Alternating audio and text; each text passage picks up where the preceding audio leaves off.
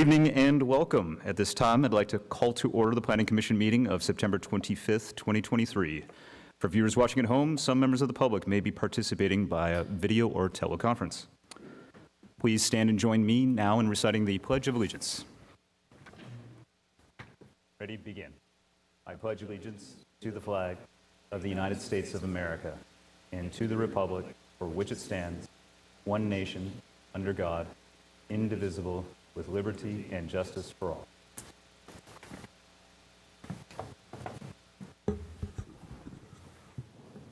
Noting that Chair McMahon has an excused absence, and as Vice Chair, I am acting as Chair for this meeting, will the Secretary please call the roll? Commissioner Ferris? Here. Commissioner Tyler Kettlehut? Here. Commissioner Lanson? Here.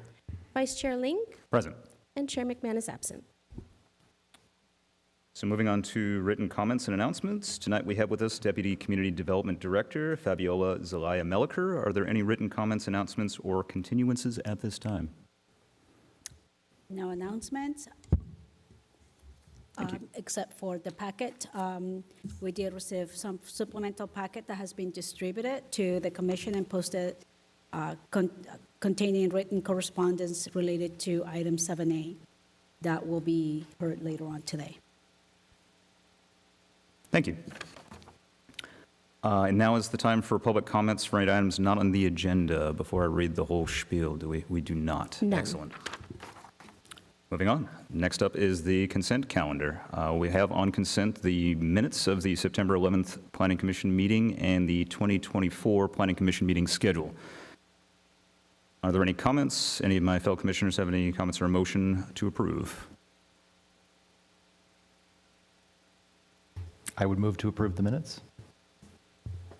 Will the Secretary please prepare us for a vote? And that is for the full consent calendar, correct? Not just the minutes. I'm sorry, I would move to approve the consent calendar. Okay.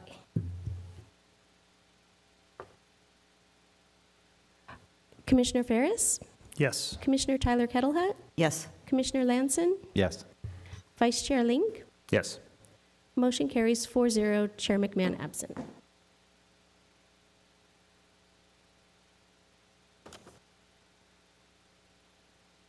All right, moving on to item 7A. Will the clerk please open the public hearing?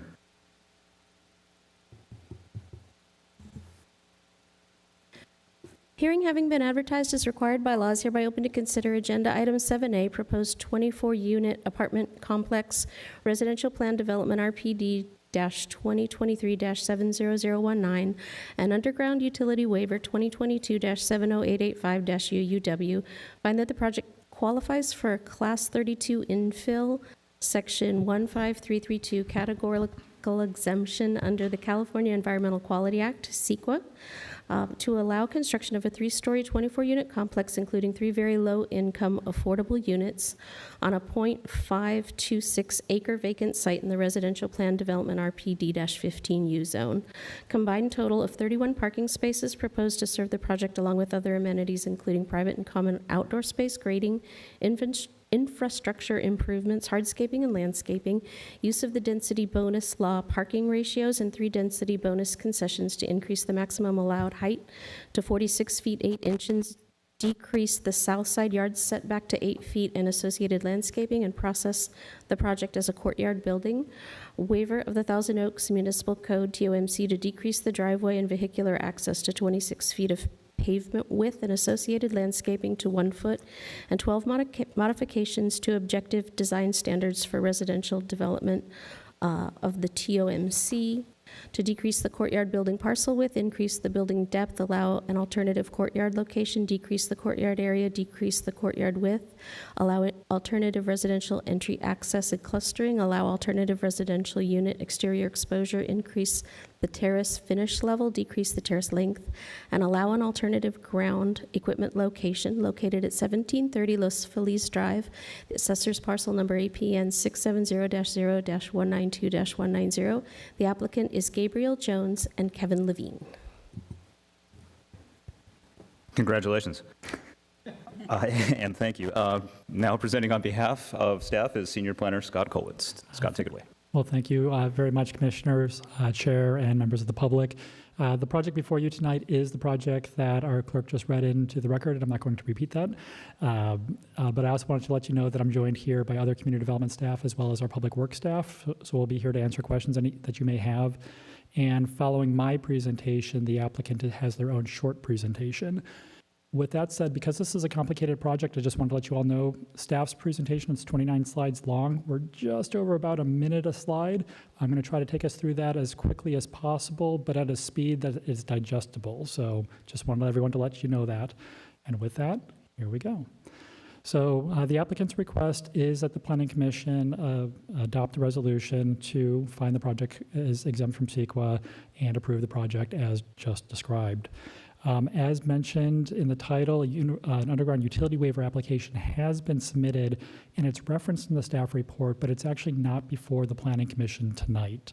The undergrounding utility waiver is an administrative process where an applicant can pay a fee to the city for a future citywide undergrounding project and fulfill the applicant's obligation to underground overhead utility lines. So I just wanted to clarify that really we're looking at the RPD application, which is the building and the density bonus concessions, the waiver that's requested as part of the municipal code, and the modifications to our objective design standards.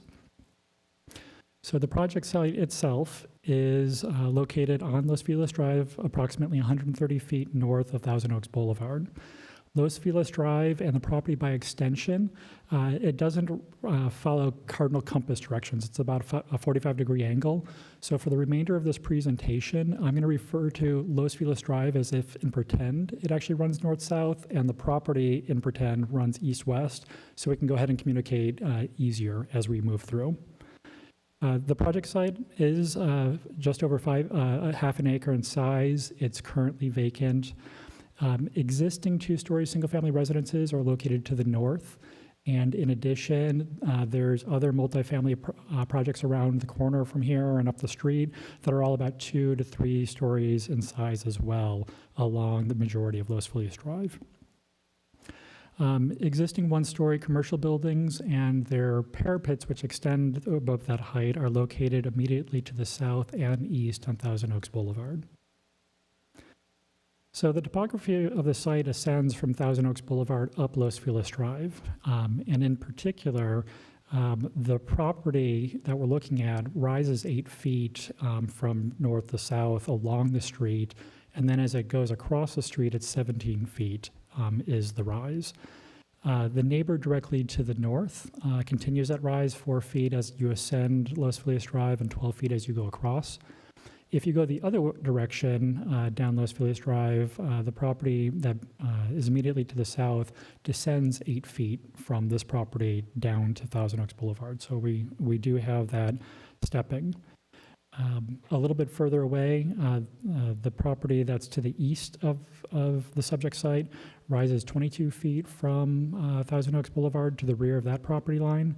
And if we were at 1730 Los Feliz Drive, the subject site went across the street to the west. That property ascends 10 feet along Los Feliz Drive, but then actually drops down 22 feet down to Herbs. So we basically see a mounding of landform, if you will, in this area. Some quick background for the project site. Between 1947 and 1954, sometime in that period, the house that used to exist on this property had been constructed, but it was subsequently demolished in 2005. If I jump to the current application, on August 4th of 2021, a pre-application was submitted for a 3-story apartment on this site. And staff engaged with the applicant and reviewed the project for consistency with the RPD zone regulations that we have, as well as our architectural guidelines. And as we went through that process, no mention of the city's objective design standards were made because they had not yet been adopted at that point in time in history. It wasn't until the applicant actually submitted their application to us on March 29th, 2022, that a formal application, further formal application, that the City Council took action and adopted our objective design standards. So the formal application and the objective design standards occurred on the same day, and the objective design standards went into effect 30 days later. The project's formal application was found to be incomplete on April 28th, right before the objective design standards were implemented. And that has meaning because by the time that the applicant came back and submitted their materials to be found complete, the objective design standards were then in play. So from that point forward, the city as well as the applicant worked in good faith to recognize the prior comments that we had provided during the pre-application process, as well as to look at the spirit and intent of the objective design standards. And we've collectively have come up with a project which we believe is consistent with the intent of the regulations. And this project was ultimately found to be complete June 28th of this year. Settling us in terms of where we exist in the city. So the project site has a general plan land use designation of high-density residential, and that allows 30 units per acre. The zoning of the property is 15U, which allows 15 units per acre. Per California state law, as the general plan land use designation allows for a greater density than the zoning designation, the higher density of 30 units per acre applies. Just to touch on it as well, the Thousand Oaks Boulevard specific plan touches the project site's boundaries both on the south as well as on the east side. And the general plan and the specific plan, the Thousand Oaks Boulevard specific plan, collectively envision an active corridor going through Thousand Oaks Boulevard. And this project is yet another piece to achieve that transition. And staff, we find that this project is consistent with the general plan as it consists of a residential use within a residential area. It's located on a site that has easy access to the Ventura Freeway, and it brings new residential units to the city that will count towards our 6th cycle of the Regional Housing Needs Assessment, which ends in 2029. We already talked broadly about the project description, so I'm going to jump through this. We do have a 24-unit building that's being proposed. It includes a total of 3 very low income affordable units. Of the 24 units, 14 of them are one-bedroom units, and of that, 2 of those are affordable units. The remaining 10 units are all 2-bedroom units, and 1 of those is a affordable unit. The project, it has a contemporary style, and I'm going to skip over the actual materials to keep the presentation moving along, but if we have questions about that, we can get back into that. On the first floor of the building, there's a terrace that's located adjacent to Los Feliz Drive. That terrace leads up to the lobby of the building, and then behind that there's a parking garage. The second floor and the third floor both have 12 residential units apiece. The second floor has a common fitness room, and the third floor has 12 the residential units plus a common terrace overlooking the ground level terrace, as well as another common courtyard that's open to the sky. Project access is provided by a 2-way drive aisle onto Los Feliz Drive itself, and there's 31 vehicle parking spaces and 24 bicycle parking spaces that serve the project. And the project also includes infrastructure improvements, hardscaping, and landscaping. The landscaping plan identifies both a Coast Live Oak tree and a California sycamore tree that would be planted as part of the project. I'm going to take a little bit of time going through a discussion about the density bonus concessions, waivers, and modifications, just to explain what those are, and then we'll dive into each of those individually. So the project includes a density bonus concession, 3 of those, a density bonus parking ratio as allowed by the state, 1 waiver from the Thousand Oaks Municipal Code, and then the 12 modifications from the objective design standards. The density bonus is a state mandate, and essentially a developer who meets the requirements of the state law is entitled to receive density bonus and other benefits as a matter of right. The density bonus concessions allow for a reduction in site development standards or modifications of the zoning code or architectural design requirements. And the city is required by the state to grant the concessions unless the city finds that the proposed concession does not result in identifiable and actual cost reductions to provide for the affordable housing or rent costs, or the project or those concessions would cause a public harm or some sort of safety problem. Those concessions would harm a historic property or would simply be contrary to law. And those are pretty high standards to meet. The density bonus law also includes a parking ratio which supersedes the city's requirements. The city may not require more parking than is provided or required by the state. However, the developer can choose to provide more parking than is required by the state. Separately and apart from the density bonus concessions and the density bonus parking ratios, the Thousand Oaks Municipal Code gives an applicant the ability to make a request for a waiver from certain city regulations. And the intent of that is essentially to allow flexibility to create better projects instead of following a strict application of the zoning standards. And that discretion is left in the hands of the Planning Commission. The Thousand Oaks Municipal Code also gives the decision makers the discretion to grant modifications to our objective design standards. And essentially, the thought there is it allows flexibility to our urban design standards for projects that fit within the existing built environment as well as the allowable development under the same zoning. So we're looking both at what's there today as well as what could be there as we apply the same rules and regulations. And this project, it utilizes all the above reference tools that I have. And if the Planning Commission has questions about that, we're here to help explain, again, how this project fits in those different buckets. So as far as the density bonus concessions itself, the maximum density for this project without a density bonus is 16 units.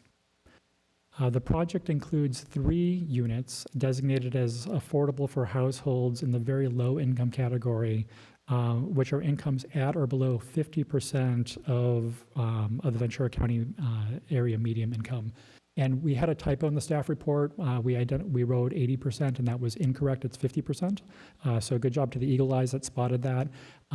The conditions of approval, however, are correct. It does reference the 50%. Per state law, at this number of units as a relative to percentage of the project, this project is allowed a 50% density bonus or 8 units, and that 8 plus the 16 equals 24 total units, which would be allowed. The project is also entitled to 3 concessions through the density bonus provisions, as the project is providing 18% of the base density numbers as affordable to very low income households. So I'm going to go through the 3 concessions that they're requesting for. I have graphics to help us along, so hopefully this explains the story. So the first one that they're asking for is for height. The building height is measured from the top of the from the top of the structure down to the adjacent grading or the proposed grading, whichever one is less. And as this project has both parts of the slope that come up and they're also digging into it, we looked at both of those. In the RPD zone, the maximum height for multifamily developments is not to exceed 35 feet, unless a project includes 20% or more affordable housing units. And if that's the case, then a project is allowed to go from 35 feet up to 45 feet, as long as the portion that's 45 feet doesn't cover more than 40% of the footprint. However, this project, it provides 18% of the base number of affordable units, which is less than the 20%. So that math doesn't, or that by right provision does not automatically apply to this project. So while the proposed project does not meet the 20% threshold as a by right process, when we measure the building's height from finished floor in the back portion of the property, what we find is that 4.1%, or actually not from the back portion, as we measure the building, 4.1% of the building exceeds that 35-foot height limitation. So just as a metric, we wanted to share that with you. But no portion of the building actually exceeds the 45-foot height limitation as measured from finished floor. But I've mentioned grading a few times, so let me take us through that. As discussed, the topography of the site ascends 8 feet along Los Feliz Drive and 17 feet across onto the back of the property. And that requires approximately 2,400 cubic yards of cut from the project site and 40 cubic yards of fill. So soil is being removed from most of the project, whereas it otherwise could have allowed for a higher profile as the site went to the east. And the intent of the grading plan with all that cut is to anchor the project on the building's western facade in an area that has a relationship to the street. And the red dot that I'm highlighting right now, that's the anchor point for the building relative to grading and the street. And the building's flat, so we just follow that into the rest of the site. And what that means is that to the south of there, we do need to have some fill. So the orange area represents 1 foot of fill, and the red stripe represents 2 feet of fill. So as we add that fill of 2 feet to the bottom of the building, and then an additional 44 feet and 8 inches from there, that's where we come up with the 46-foot, 8-inch total height. And I'll share that with this elevation here. So the red area that I'm highlighting, that's the area of grading of fill that we're looking at. And then as we look at the variable heights of the building, the different lines, I'll call out what those mean here in just a second, but these are the color profiles that I get to take you through. So the density bonus concession is requested to increase the maximum height from 35 feet to 44 feet, 8 inches as measured from the building's finished floor, plus that additional 2 feet of grading for a total of 46 feet, 8 inches. And that's to provide for variable height parapets to screen the mechanical equipment.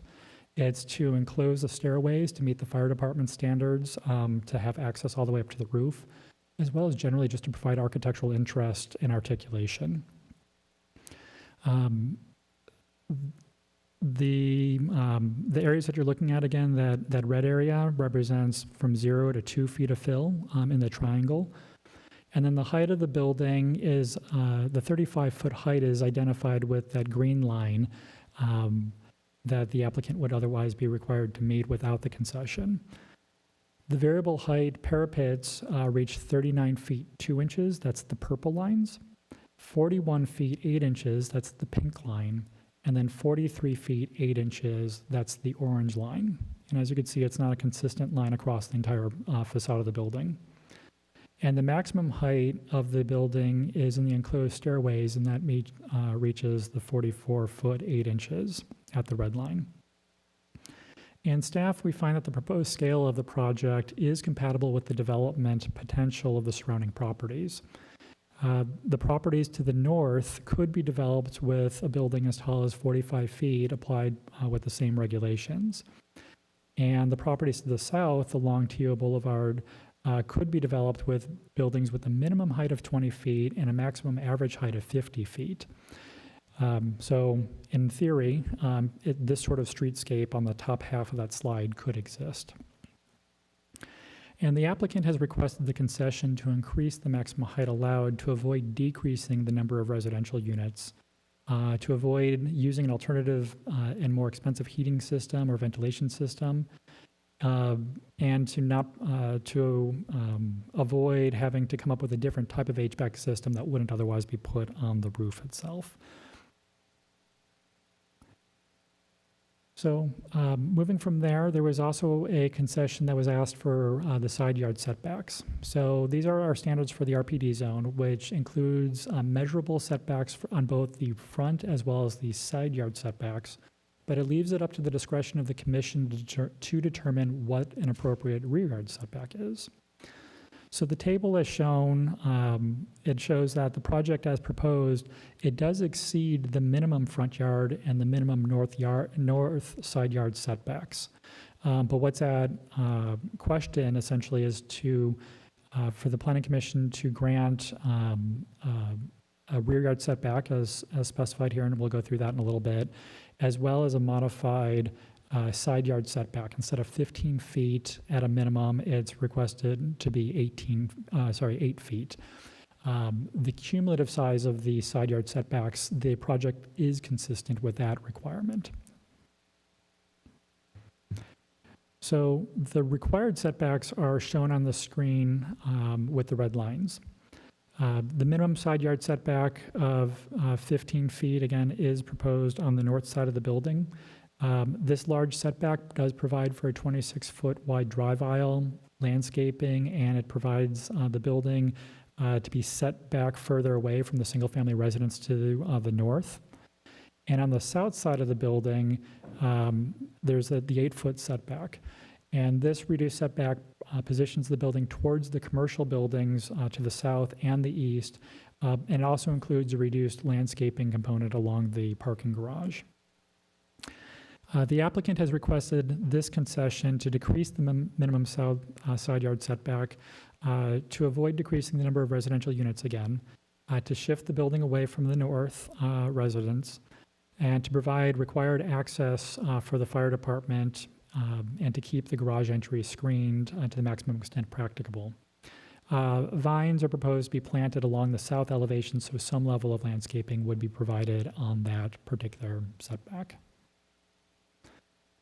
And then the third concession that's being requested is fairly unique. This is a request to the objective design standards, specifically the building type.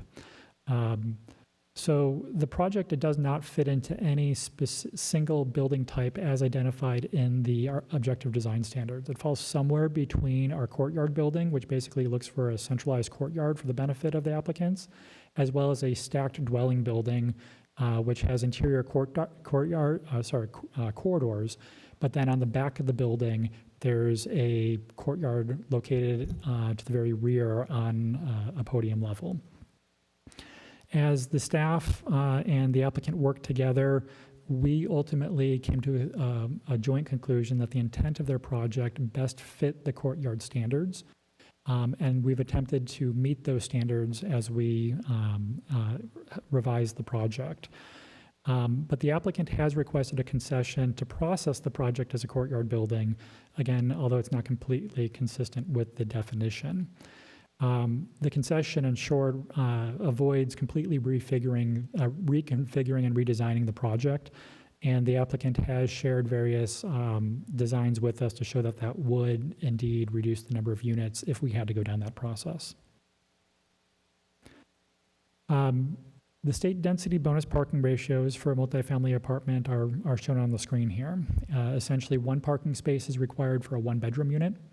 1.5 parking spaces are required for a 2-bedroom unit, and no guest parking can be required. A total of 29 parking spaces are required by application of the state parking ratios. The applicant, however, has gone beyond that. There's 31 total parking spaces which are proposed on the project. Of those, the vast majority of them are on a ground level garage. There's 28 of them in the garage. 3 additional parking spaces are outside the garage, the formal garage entry. And then in addition, we believe 2 parking spaces would be allowed on the street, but those don't count towards this project. It's just first come, first serve parking. And one of the other things to point out is electric vehicle charging stations and infrastructure will be included as this project as required by the Green Building Code. And then both in the garage and on the back of the building, a total of 24 parking spaces, bicycle parking spaces are provided. The project, it does actually meet all the RPD zoning standards after the density bonus concessions are applied. Both the RPD zone and the objective design standards include standards for private patios and balconies, and we wanted to highlight this because we know the Planning Commission has asked questions about balconies on other projects. So where a conflict occurs between the objective design standards and our RPD standards, the objective design standards supersede, they win out. And the objective design standards, they require a minimum of 25% of the residential units which face the street, an alley, or overlook a common open space to have patios or balconies, and it includes minimum dimensions of 6 feet by 4 feet. The project meets and exceeds that standard. All units have balconies for this project. As mentioned previously, the code does not define a rear yard setback, so the commission, we're going to ask you to use your discretion to determine if the one that's being proposed is appropriate. Staff believes it is. And the municipal code also includes guidelines for space allocation regarding the percentage of structure, the building coverage, the paved areas, and the open space. And while there's guidelines, the Planning Commission has the ability to use your discretion to determine if that's appropriate. While the project is consistent with all the RPD requirements, the project does include a waiver to decrease the driveway from 36 feet of pavement down to 26 feet of pavement, and associated landscaping along the face of the building from 5 feet to 1 feet. And the Planning Commission does have the discretion to grant that waiver. So with those sort of discussions, I'm going to take us through those items now. So again, the required setbacks are shown with the red lines here. But what we're sharing here is the rear yard setback. So based on prior projects, a 15-foot rear yard setback has generally been required by the Planning Commission. And this project, though, the rear yard is, or the building is not parallel to the rear yard. So a variable rear yard setback exists along the east side of the building. That northern portion, located northerly of the enclosed stairways, my apologies, they are represented in orange, that has an average setback of about 12 feet from the rear property line. The red area, which is adjacent to the enclosed stairways, that's where we see a squeeze, and that rear yard setback is 7 feet 8 inches. And then south of there in the green area, that has an average setback of about 21 feet. In staff's position, that the proposed rear yard setback, which primarily consists of the staircase encroaching into it, is adequate, as light and air will be available to both the residents on the property and to the north, the commercial buildings on the south, as well as the east of the building. And as the stairway is enclosed, the enclosed stairway is not anticipated to result in any sort of noise or privacy issues that may impact someone that would be close to that location.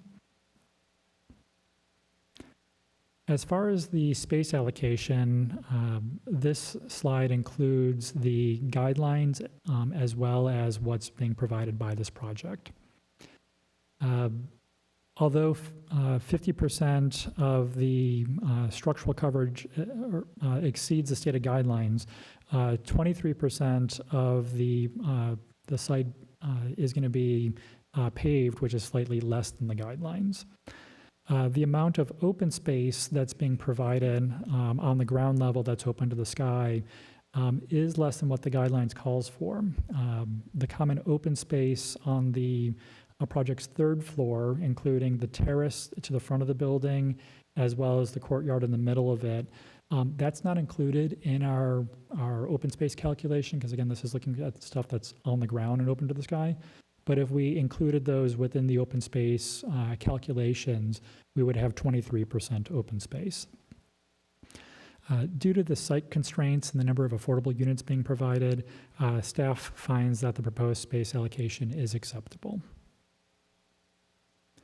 As far as the waiver that's being proposed or requested, access to the site is in compliance with all city regulations, with the exception of the width of the paved area. The project includes a waiver to decrease the paved area of the driveway from 36 feet, which is represented in the color block I just brought up, down to 26 feet, which is essentially the face of the building. And to provide the landscape planter adjacent to the garage at a 5-foot to 1-foot width. And that reduction in width is in consideration of the fire department's clearance requirements. The drive aisle design has been reviewed both by Public Works and the fire department, and they've both approved that design. Staff supports granting this waiver as well, since adequate emergency service access has been achieved while also providing landscaping along the northern property line adjacent to the single-family residence and between the drive aisle and the northern face of the proposed building. Alternatively, requiring the wider drive aisle would require the width of the building to be reduced by 4 feet 4 inches, resulting in fewer residential units on the project site, as well as the removal of landscaping. So it's staff's position and opinion that a project with a wider paved drive aisle would result in a less inviting project, and it wouldn't provide any additional benefits. So we're getting close to the home stretch. This is getting into the objective design standards, and we've grouped like things together. So let me try to go through these as quickly as possible, yet being clear. So the subject parcel is a total of 96 feet wide north to south. At this width, there's only certain building types which would be allowed. It would be the triplex and quadplex, the villa, bungalow court, and the side court building types. The courtyard building, which is being proposed today, is allowed once you have a property that's 100 feet wide, but no wider than 105 feet. So it's a very narrow range. And this applicant is looking for us to allow the courtyard building on this project site. The triplex building, the quadplex, the villa, the bungalow court, and the side court building types, we found that they would only allow between 3 to 8 units apiece, which wouldn't be consistent with the general plan goals and policies and the underlying zoning of this property. But the courtyard building would provide the number of units anticipated by zoning and our general plan. So we found that that was consistent and wanted to highlight that for everyone. A second related objective design standard modification, it regards the depth of the building. The proposed building depth is 212 feet deep, which is greater than the 200 foot that's allowed per the code. And the intent of this standard is to avoid a monotonous facade along the public right-of-way. And we find that the project avoids this. It has strong horizontal elements and pedestrian-scale geometric patterns, and those help break up the massing of this building. Those materials are found on all sides of the building. The primary face of this building is along Los Feliz Drive, which is 55 feet long, so it's consistent with that standard. And the long side of the proposed building will only be seen from East Thousand Oaks Boulevard to the south and Los Feliz Drive to the north when this building is initially constructed. The proposed scale of the proposed project, we feel, is compatible with the development potential of surrounding properties. And the properties to the north are also in the RPD zone, which do contain multi-story family residences and apartment buildings. And the RPD zone does allow for properties to be the same maximum height. And the properties to the south, again, could allow for buildings up to an average height of 50 feet. So if the properties to the south and north would be redeveloped, they would actually block views from the public right-of-way to this particular building. So staff finds that this modification can be granted as the courtyard building type is consistent with the general plan goals and policies as well as the underlying zone district densities. This modification, as well as all the other objective design standards, we also find that they would result in development that would be consistent with the scale and character of existing and allowable development as described in this presentation and staff report. And the modifications would not result in development that is detrimental to or would adversely impact adjacent properties, as those properties would still achieve or receive adequate light and air. They would receive public utilities to serve those facilities, and they would need to be constructed consistent with our building code and fire codes. That last bit of justification, I'm not going to repeat that for each of the modifications, but it is something that applies to each of the standards. The next grouping of objective design standards is the courtyard location, dimensions, and area. So the intent of the courtyard is to create a semi-public gathering space for residents that's open to the sky and has access to light and ventilation. So the courtyard building courtyard is on the third floor instead of the first floor or second floor.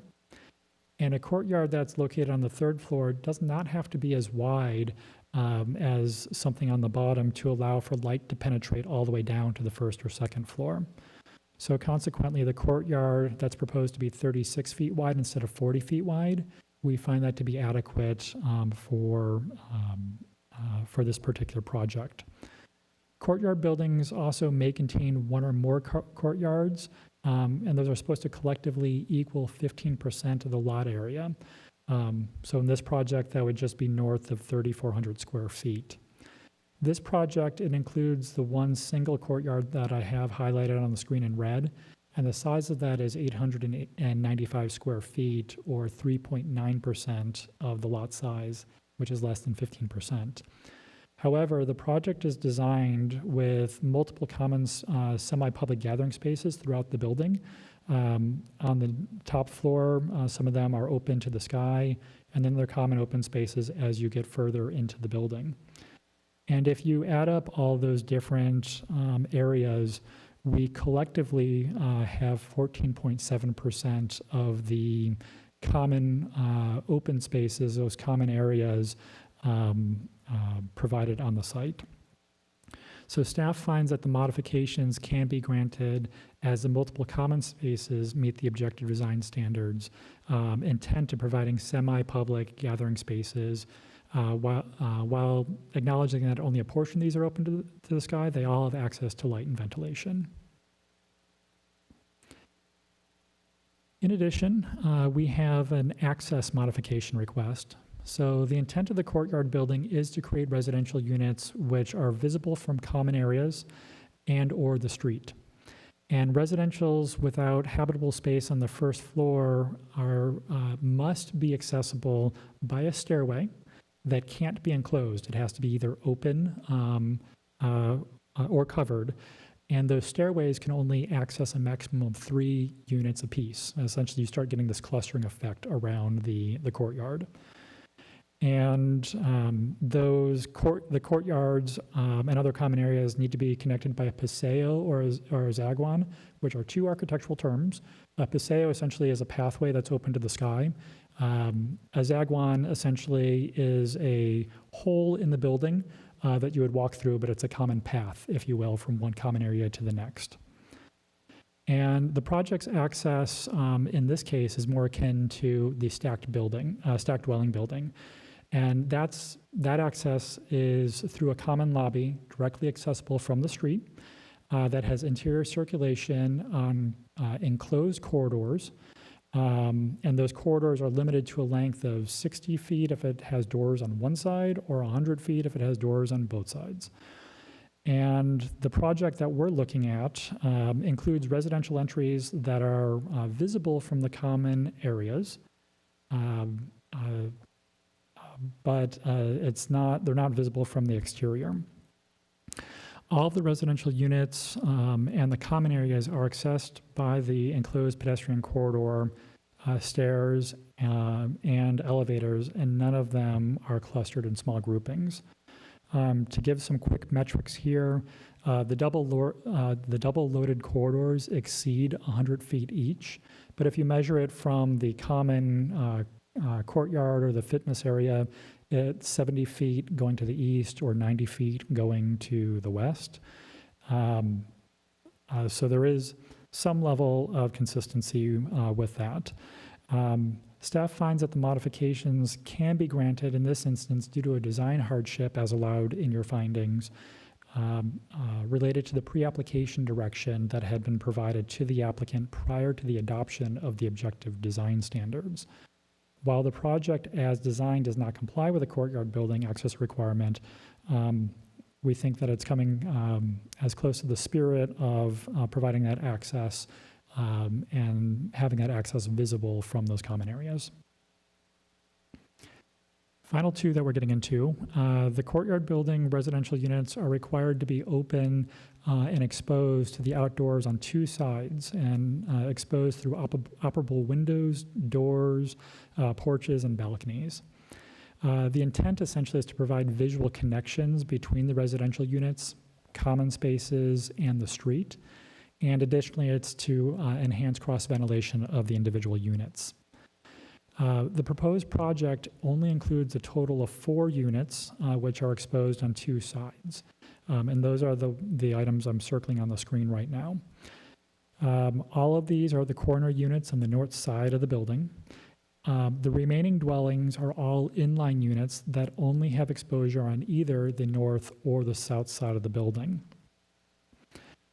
Earlier, I mentioned that the design standards require that 25% of our units are required to have patios and balconies. However, this project, all 24 of the units have balconies, and I'm highlighting those with the blue outlines here. And these provide opportunities for those visual connections between the residential units, their balconies, the common exterior areas, and to the street. So consequently, staff finds that the modifications can be granted as the provisions of balconies for all 24 of the project's residential units meet the objective design standards intent of providing visual connections as well as enhancing cross-ventilation. And then the final, sorry, I was ahead of myself. The final 2 objective design standards. The front of the building follows a terrace building frontage type. So terraces are elevated gardens or patios that are set back from the frontage line, or and the frontage type can effectively be a buffer from the residential units to the public open space on the sidewalk. And the terrace is supposed to be located 3 feet above the sidewalk to allow for the terrace to be close enough, but not too close to the sidewalk to allow engagement and yet create that buffering. So earlier I mentioned that the building is anchored at a 2'10" area. That's the same dot that I'm highlighting here. So at that end, it is consistent with that 3-foot level. But as the site drops away, as you go towards Thousand Oaks Boulevard, the southern portion of it, the terrace is 7 feet 3 inches above the sidewalk. This terrace is accessed by both ramps and stairs, and it provides that transitionary space between the public right-of-way and into the building as intended by the terrace. The terrace is also supposed to have a maximum length of 150 feet, and it complies with that because the lot's only 96 feet wide. And it's supposed to have a minimum lot of 50 feet wide. Well, this terrace is 29 feet 8 inches wide. And the proposed project, the terrace is nestled into the front slope between the staircase and the ramps and various landscape elements. It was possible that the terrace could get slightly larger as you go to the north, but you would end up sacrificing landscaping to do that, and potentially creating some sort of blind spot as someone would be coming around the ramp. So from a design perspective, we thought it was appropriate to have the landscaping element in that location. These collective components have a width of 60 feet, which is slightly larger than the building's approximately 55 feet. So consequently, staff also finds that this modification can be granted as the design of the terrace meets the objective design standard intent of buffering residential quarters from the sidewalk, while also removing the private yard from the public encroachment. And the space is large enough for individuals to gather out on the front of the building. And then the final one is related to ground equipment location. So our design standards seek for all ground equipment and the waste enclosure to be located at least 10 feet behind the facade of the building and to be screened from view. So this project, it includes a transformer proud of the building under the direction of Southern California Edison. So I'm circling it here in the red boxes. This transformer pad does include screening around it, and the project has been conditioned for all sides of it to be screened by landscaping or a decorative enclosure to screen it from the public right-of-way. All the other equipment, including the waste enclosure in the back corner of the property, is at least 10 feet behind the facade of the building.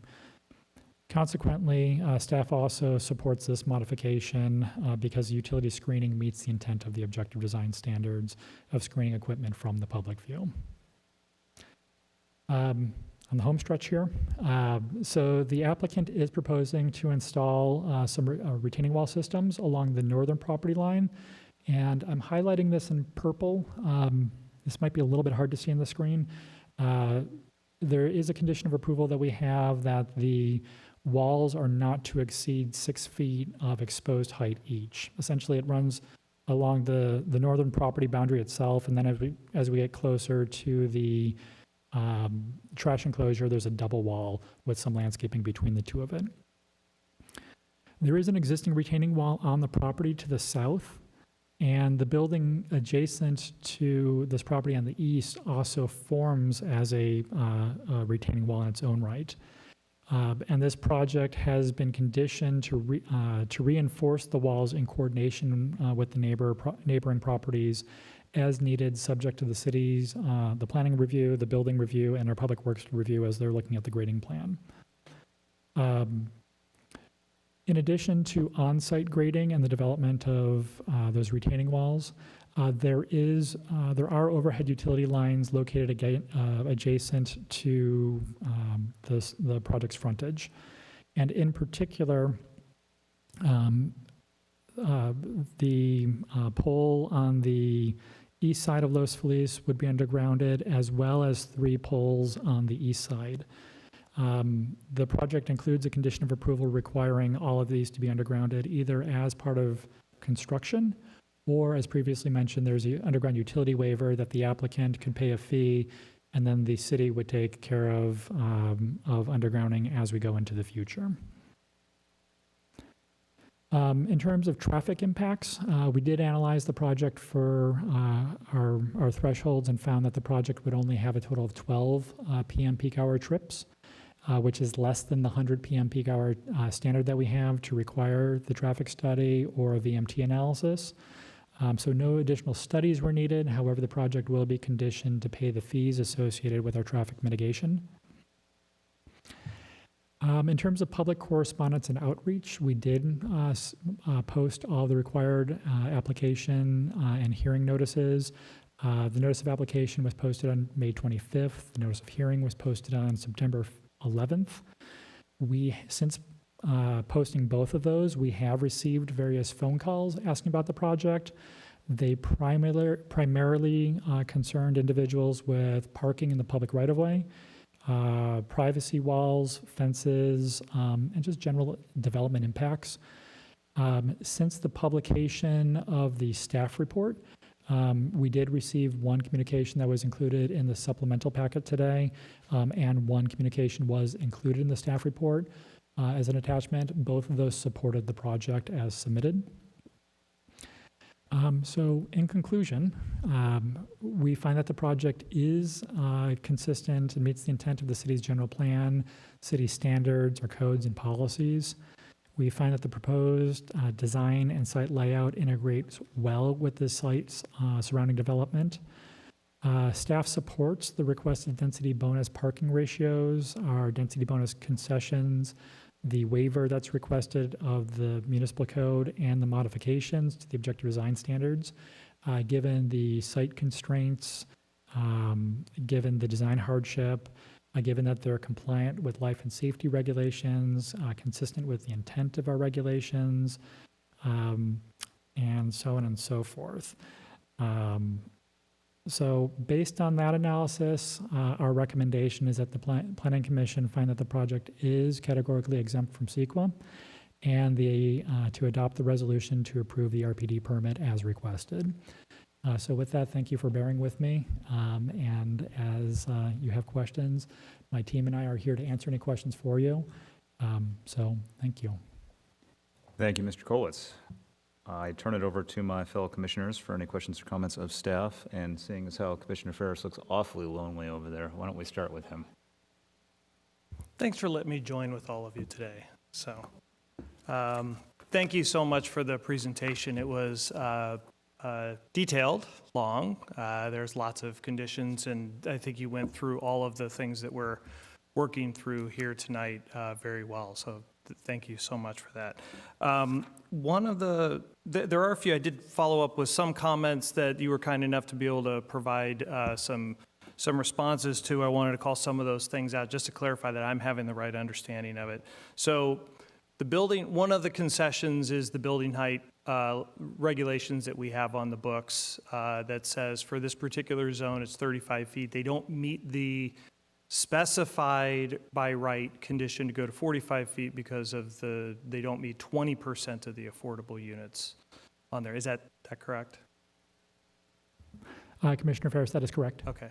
And then looking at the definition, one of the things, with the objective design standards, I'm a big fan of the fact of making things more explicit so that it's very clear, this is what the law is, this is what you have to work within and how we define things. So building height is defined by this warping plane that is defined by the lower of the existing or finished grade. Is that right? That is also correct. Okay. And so I'm looking at, you were kind of to point me to where I think this is in the staff report, but figure 10 shows a green line, which is from what looks to be, is it the finished grade, which is at ground level, and then that red triangle is the additional fill that's needed to represent where things exist, but would go to finished. And so that's why the green line is where it is. Is that right? That's correct. And for reference, I pulled it up on the screen here to share with everyone. As you look at the upper image, the green line is primarily horizontal with the building, but then we see that it dips on the right side of the image. That follows the topography at that point of the project. That warped plane that you mentioned, it's interesting. You basically would take like 1 million different lasers and shoot it straight up from whatever point it is on the ground. And that creates that warp plane that the building is supposed to fit in. Right. So that means that from where the existing grade or the finished grade is 35 feet up from that, that's where the building has to fit within. From that other diagram, there's sort of an illusion in which it sort of slopes down from like 2 feet to 10 feet. That's the street level because that's where the steps go down to street level. That's not where the building height calculation starts, right? It's the grade level, right? That's correct. Okay.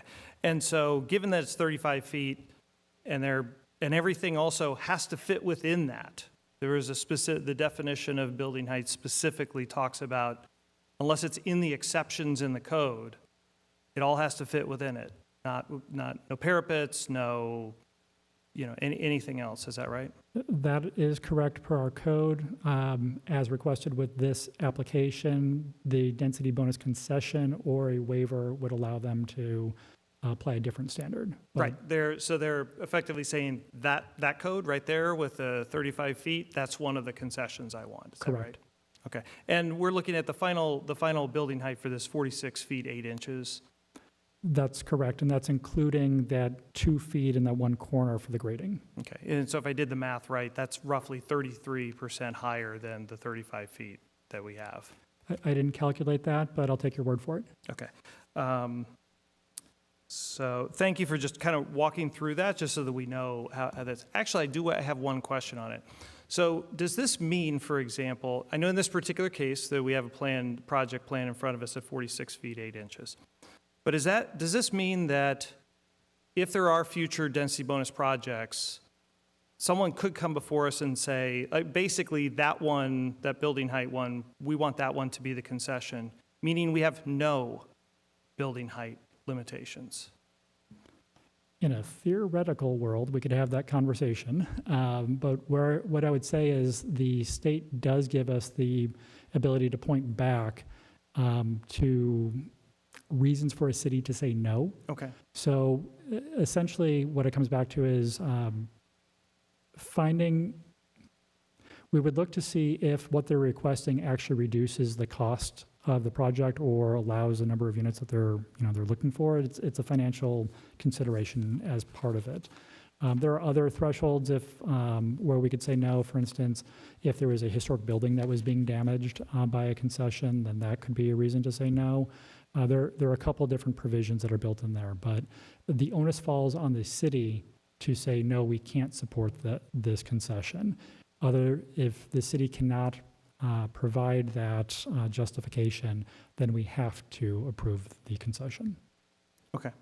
Mr. Chairman, I just want to ask a question. Does that still count as one of my questions to where I have two other topics, or was that like a whole set of string of questions? I wasn't going to set a limit on the number of questions. Maybe There's a couple more topics Keep that it I to wanna 10 touch minutes, on. and then we'll rotate around and Okay. come back.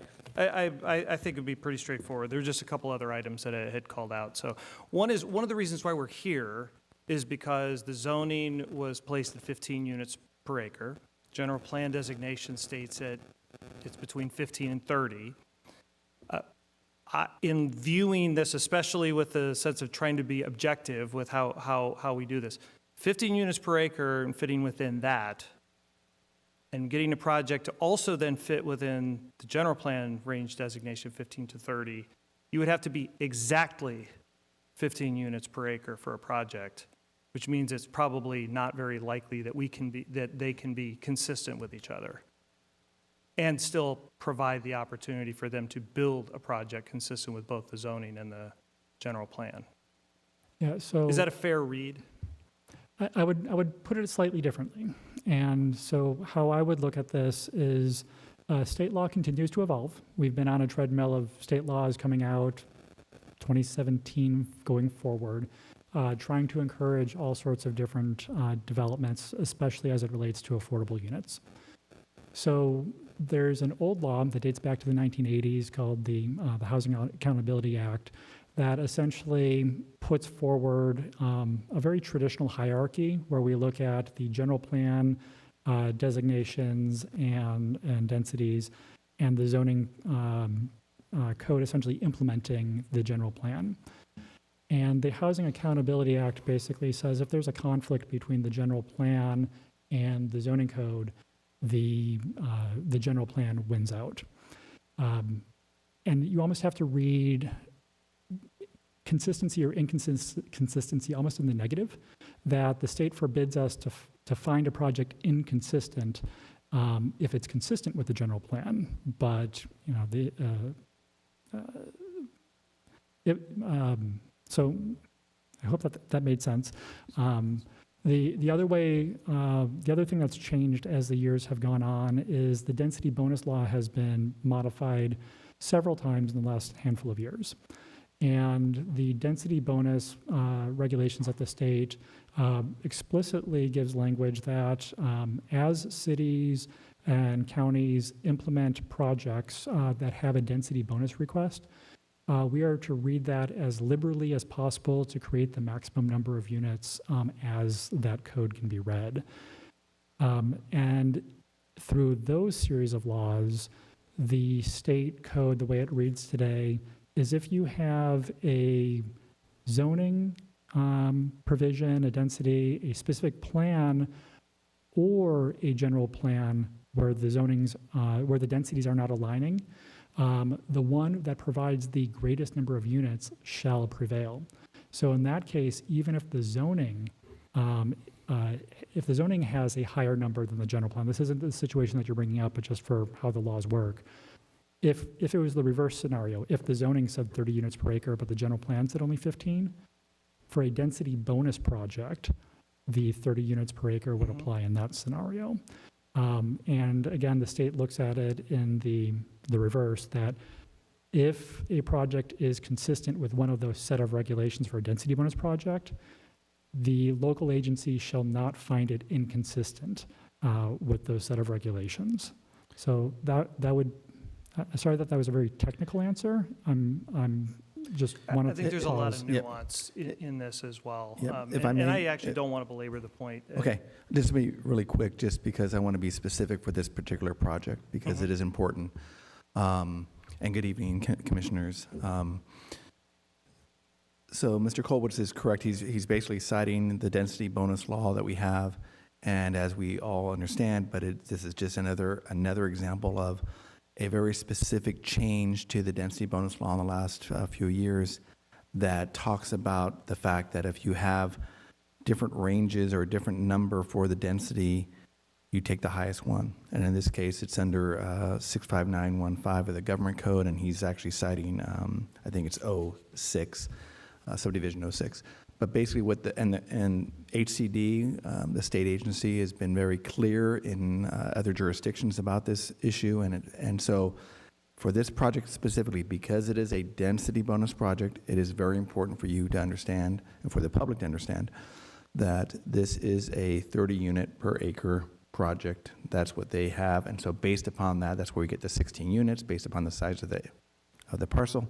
And then, of course, the density bonus, which again is another example of something that's changed. Now, if you meet certain percentages, you get 50%, which is exactly what he's asking for under the density bonus law. And I bring up the density bonus law, I've said it a few times now already, because that is one in which the state is very clearly being aggressive with trying to incentivize development. And by incentivizing development, they're giving concessions, which they say, we want you to build, and so we're going to give these concessions. Another one that Mr. Kolwitz brought up was the parking, right? Again, it's not exactly what the density bonus allows. In fact, it would allow less parking, but it is an example where they're not meeting our requirements, they're meeting the density bonus requirements and parking with a little bit extra, right? Which is, again, something that we appreciate because we always know parking's got to be an issue no matter what, right? But for following the density bonus law, this project for that particular issue does that, okay? Yeah. Thank you. I do, basically for the public's understanding, Mr. Harris has mentioned it, the property is zoned at 15 units.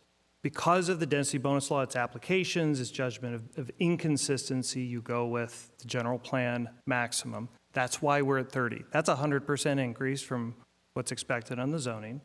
Then there's a 50% increase on that. So the compounding leads from what might be thought of in the past, or even depending on how strict you want to interpret the law, an 8-unit project becoming a 24-unit project because of that compounding. That also tracks. Is that correct? Kind of where we start from where we Absolutely. Where we are. And again, I just want to emphasize that is the state density bonus law that we have, and that is clearly what they're asking for. Okay. Last thing is the covenants on the affordable units themselves. I did ask, and I just wanted, you didn't mention it in your staff report, but I just wanted to see if it was something that would be amenable. One was in condition 19E, which talks about, I can't remember, there's a should in there, I'd like it to be shall, to make sure that there's a requirement that, I think it's dispersed throughout the project or potentially with the same standards of construction. Is that the one? Correct. It has to do with the building materials. There's two sentences. One says should, one says shall. But effectively, yes, we can make that edit. That's not a problem. The intent is that the affordable units are of the same quality as the market rate units. Yeah. Okay. And so for the record, that would be condition 19E. So we're changing in the first sentence of 19E, we're changing the word from should to shall. That was a recommendation that I asked, yeah. Thank you. Thank you. I appreciate No worries. One last one, and I think you addressed it. I had raised a concern, the potential of, the owner of the property and is getting a benefit from state law and its proposed construction for having 3 very low income units into this particular property, which gives it, the full compounding that we've seen on this. So that's a significant benefit to them. We get the benefit of having those units available for members of the public to actually live in. But what was raised in concern to me, and I raise it here now, is that if one of those units for some reason was used or set aside as the manager's unit for someone to be operating, to be doing the things in the building, is it possible to be able to put a restriction in that the one of those units cannot be used as the manager's unit per the covenant agreement? Yeah, that's a very good and astute question. Our housing template already includes that language, but it's not identified in the conditions of approval.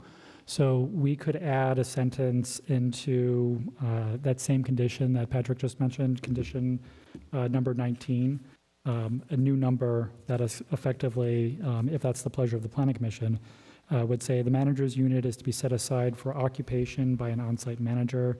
This unit shall not be one of the restricted, affordable, very low income units.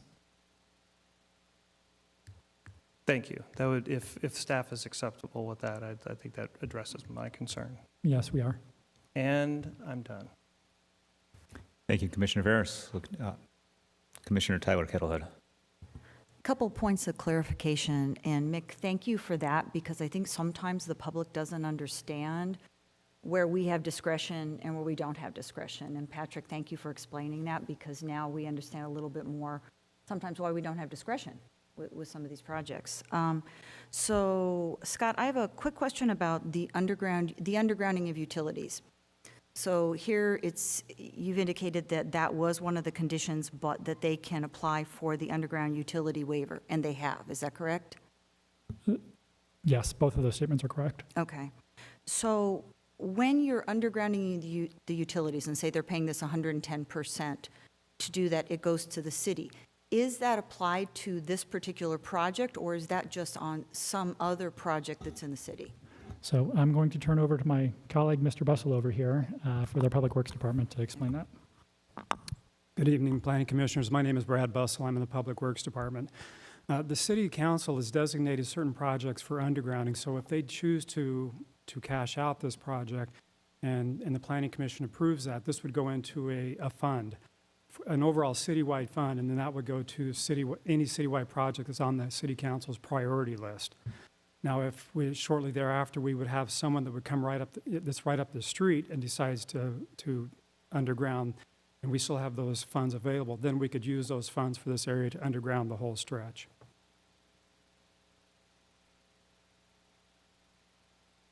I have one more clarification. Okay, so the property to the south is that one-story retail establishment, correct? Mm-hmm. Okay, so if that property, you indicated that if the property to the south is redeveloped, that they could ultimately go as high as 50 feet. What's the zoning on that particular property now? That's part of the Thousand Oaks Boulevard specific plan. So the minimum height for SP 20 is 20 feet, and then 50 feet is the averaged height. For comparison, since we're talking quick numbers, if you look across the street from there, it's 1710 Thousand Oaks Boulevard. It's with the Nino's on the ground floor. That front building is 44 feet. The building behind it is 46 feet. So that is the scale of buildings that we're talking about, and that's about the scale that we would expect on a property where the 7-Eleven / Chef Burger, Healthy Pet, and so on and so forth are located. And just a follow-up to that, how would that impact this particular project if, say, they took the maximum, say something was developed into that regard? Does that take away views from the people on the first floor, second floor? So private views are not something that we protect in the city, so it wouldn't take anything away from that sense. There was a graphic that I brought up on the screen that showed sort of massing diagrams, if you will. So we would be working with applicants to, have some level of massing to allow for light and ventilation and air and whatnot. But at the end of the day, the urban standards are looking for a more urban form along Thousand Oaks Boulevard. So in that sense, it's going to start filling up more and more, if you will. Okay, thank you very much. You're welcome. Commissioner Ladson. Thank you, Vice Chair. Mr. Kolwitz, thank you for the report on what I think to me looks like a thesis project that, and I don't think I've heard the word Zagwan come up in a meeting since I've been here, so I appreciate that. A few follow-up questions, and I want to have the applicant come up and answer some questions. But the phone calls you got, were any of them from any of the immediate neighbors on this project? Yes, one was, and he happens to be sitting in the audience today, too. And then up the street at YOLO Apartments, we received some phone calls as well. Their primary concern was about public parking, and they acknowledged that parking is first come on the street, and I haven't heard back from them since we had that conversation. So the public parking, what was the access to the front spaces in front of the building? The YOLO Apartments was talking generally about parking on Los Feliz Drive, was the general conversation. As it relates to this project, it was who gets the right to those parking spaces. Okay. And the comment essentially was, it's public parking, first come, first serve. That's how valuable parking is on Los Feliz. Yes. My second question is, and again, just because of the area, To the south, which I'm calling the south based upon your concept, there is a retaining wall, to my understanding, between this property and the commercial property. How is that going to be impacted by this project? So we did have an initial evaluation of that done. We had an engineer submit a report. They believe it's okay. That said, we have a condition of approval in both planning side as well as public works side, that as we go through the plan check process, that be evaluated even more to make sure that everything is going to be okay at the end of the day. And not only that shared retaining wall that separates this property from the one to the south, but also on the east side, there's a building that abuts the eastern property line. So same condition applies to that one. And if there is any impact on those, is that the applicant's sole responsibility to remedy, or is this something that would be a joint responsibility between those property owners? I had to bring in Public Works in some way, by the way. Say that again? I had to bring in Public Works to the discussion in some way. Yeah. Brad, if you want to go for that one, or Patrick, if you want to go for that one, I would welcome comments. If Mr. Bussell has experience with this, that's fine. I would say, again, when you have a project, people who are affected by the project, if they can establish that based upon the construction of the project, they were damaged in some way. You might recall, I know Mr. Ferris might recall this, and I think Mr. Lanston might recall this one, in which we had that proposed project that was, actually it was a change in the project, but it was at nine Oh, yes. homes. Yeah. And the neighbors to the west were establishing that their homes had had a number of serious foundational issues. And so there were some conditions that were put into place. But just to be clear, they had established those as clear evidence that were presented to the commission at the time. Generally, you would say that if someone has something on their property that's been damaged based upon you can do a tree, a crane hits a wall, or things of that nature, then they're going to have that type of private kind of analysis and a claim or cause of action if one arises to that level. Again, one of the reasons why Mr. Colwood's brought up the conditions is that we understand that some of these are sensitive on this particular parcel, and so through communication, which I know has happened numerous times, the applicant is aware of those issues, and so it certainly will be the applicant to make sure that his or her contractor are aware of that. And again, accidents do happen, so you can't say there's any intent, but certainly you want to make sure that there's some safety protocols and some making sure that you're preparing the team correctly so they understand, hey, when we go to this location, we need to be careful of the walls and stuff like that. Yeah. You also see it sometimes, not to just get crazy here, but you sometimes see it with sensitive species, whether it's a tree or whether it's some type of protected plant such as Linus pedicita, where that disruption can then impact these very protected species. And so there's conditions that you do for that as well. And again, if that happens, then there's remediation for that damage. Makes sense. Speaking just of the land itself, I know there in the report it said there was a house there. Was that house in any, I'm asking kind of just as a concept, was it taken down because of any contamination issues or anything that requires any kind of phase 1 survey or anything? Commissioner Lanson, short answer is no. There had been a prior development that was proposed that received entitlement, and in preparation for that, the house was taken down, and then the entitlement that had been secured never went forward to construction. Okay, my last question, again, it kind of relates back to something that we started talking about with regard to the inclusionary housing ordinance, which is the timing of these applications. And I do appreciate the juxtaposition of state law and things being a moving thing, kind of, and again, it falls upon cities to kind of figure it out, kind of like the ADU law that we had to sit there and kind of deal with.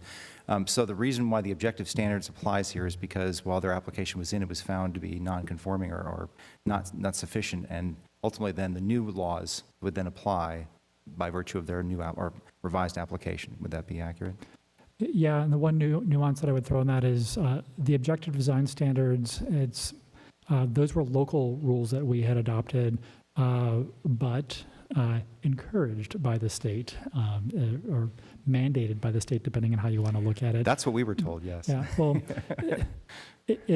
yes, it would be the shortest way of answering that. But the specific content of the objectives design standards is completely determined by the local agency. And hence the reason why you've included lots of modifications, which, by the way, I mean, it sounds like there was obviously in-depth discussions back and forth, but that's why we have that discretion, is because there's still a bit of discretionary process as part of these objective standards, I'm assuming. That's correct. The easiest way to look at that is if something came in here and they were completely compliant with all, it's an easier administrative process. And if it's not consistent with our objective design standards, then we raise it up to the Planning Commission to have that discussion. Thank you. Nothing further. Thank you, Commissioner Lanson, and thank you again, Mr. Colwitz, for your presentation. It's quite thorough. I wanted to continue the thought of one of my commissioners, Commissioner Tyler Ketterhout, with regard to building height. Now, within SB 20, the Thousand Oaks Boulevard specific plan, should there be a proposed development on the commercial property to the south with the maximum building height being 50 feet, if they were to come in with a development that included a density bonus type project, they could then exceed that 50-foot height, correct? That is correct. So this is sort of a free-for-all in some cases. One of the things that we've been hearing a lot about, I think, or a lot of the discussion with regard to, I wouldn't say discretion, but consistency. Consistency is based on what could potentially be developed within the area. So when we've been talking about building heights and setbacks, et cetera, it's based on what could be developed in the adjacent properties, not necessarily what is existing. That's explicitly true for the objective design standards, the findings that need to be met for those. The waiver that is being requested, which is in this instance the driveway width, that's just left to the Planning Commission's discretion in terms of what is a good project, if you will. Is it a beneficial thing? But the specific municipal code language that cites existing development and potential development, or allowable development is the word in the code, is specific to the objective design standards. Purely for the project. Correct. Understood. Okay. I think that answers my question. And I think that was it. So at this point, unless many of my fellow commissioners have any additional questions of staff, then we will turn it over to the applicant. I have two speakers, Gabriel Jones and Mark Pettit. You have 15 minutes to present your project, and for the record, please state your name and city of residence.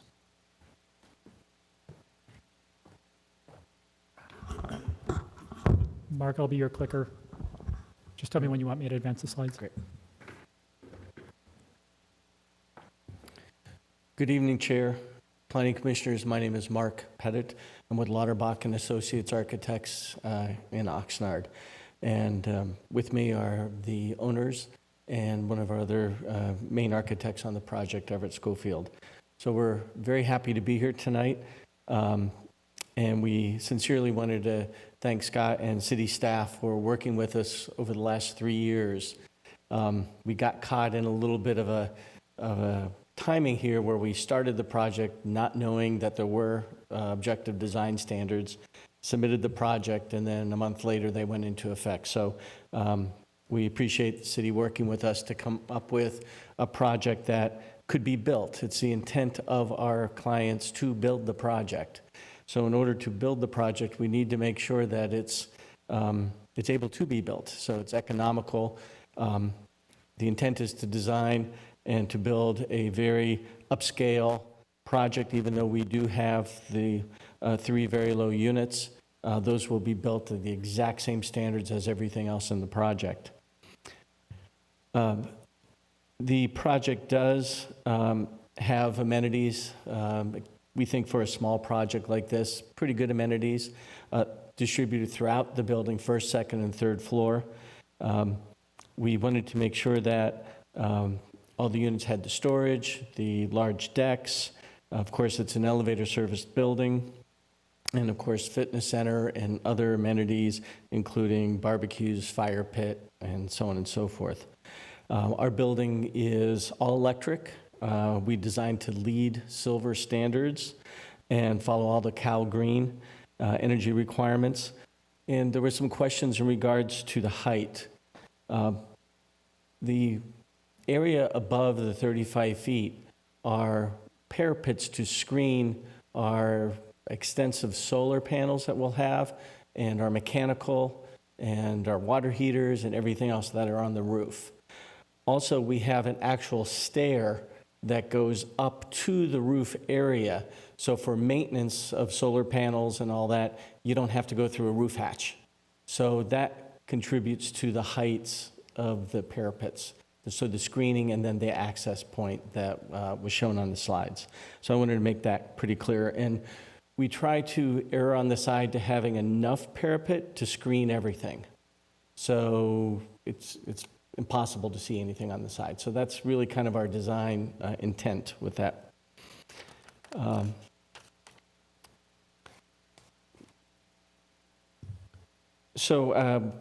I did want to mention or maybe answer a couple questions that are here that were brought up. The requirement for making sure that these are affordable units, I believe is 55 years, and that's fine. We'll have that recorded. And typically when we do these affordable housing projects, we don't ever have the manager's unit as affordable. Some cities might vary it, but most of the time the manager's unit is not designated as affordable, so we don't typically have any problem with that. We talked about, it was brought up about the undergrounding. We've already brought power, conduit for power across Los Feliz already, so we've tried to work with staff and Public Works to make sure that we've kind of tried to do what we can so we don't have to dig up the street. And it's our intention that obviously the power pole on our side of the property, we'd like that to go away. And that's something that's in our budgets right now. So with any luck, we'll have the cost estimates coming in and have that confirmed with Edison for the undergrounding. And it'll fit perfectly within the budgets, and we'll be able to check that item off of our list. The building is situated to the south so that we kind of set back as much as we can from the neighboring property to the north. And as far as the 26-foot circulation, that's a pretty typical and standard circulation as opposed to a 36. So we worked with the fire department and the requirements, and they had no issue with the 26-foot. We do still provide the landscape along our neighbor's property to the north, and we do have some vines and screens that are adjacent to our property. So in conclusion, we wanted to have a project that we can build, that is attractive, that is upscale, that provides the very low-income residential units, and we thank the city and especially Scott for working with us over these last couple of years. So with that, I'm happy to answer any questions that you might have. Thank you, Mr. Pettit. Let's start with Commissioner Tyler Kettlehead. So I won't beat the underground utility dead horse, but so you're saying that you guys have applied for a waiver for the undergrounding? That is correct. So, and you just indicated that you want one of the poles to go away. So are you planning on doing that in addition to paying the city 110% for the undergrounding? Once we get the final numbers, we'd like to be able to have a project built, if at all possible, that pole is gone from day one. So Okay. that's our intent, but we have to wait and see how Edison and everything kind of pans out with the underground, but that's our intent. Okay, thank you. Commissioner Ladson. Thank you, Mr. Pettit, for kind of going through some of those questions. You answered my usual first one. You either were told about it or have seen prior hearings. My first question usually is, do you actually intend to build this, or are you just I remember getting... that from a few months ago when I was here. I appreciate you answering that question. You indicated that you were acceptable with the two modifications or additions to the conditions that we talked about previously, correct? Correct. The standard other question I usually ask is, are you and the owners and everybody else agreeable with all the rest of the conditions provided in the city's report? I've been sleeping with the package for the last 4 days, so I have no problems with it. You can ask that of the owners, but from an architectural point of view, everything makes sense. I just want to make sure we're all on the same page and Yes. that there's something that comes up later.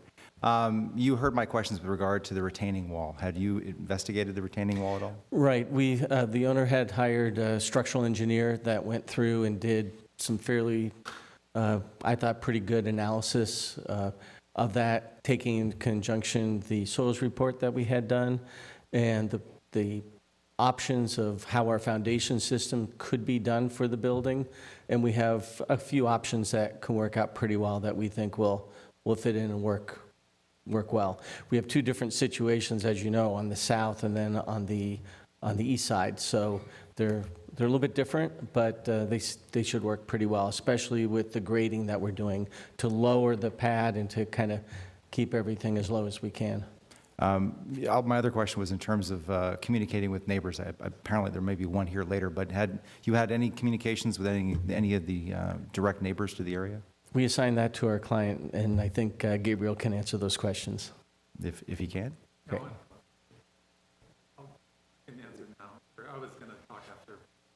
That would be my last question, so if you can, come up.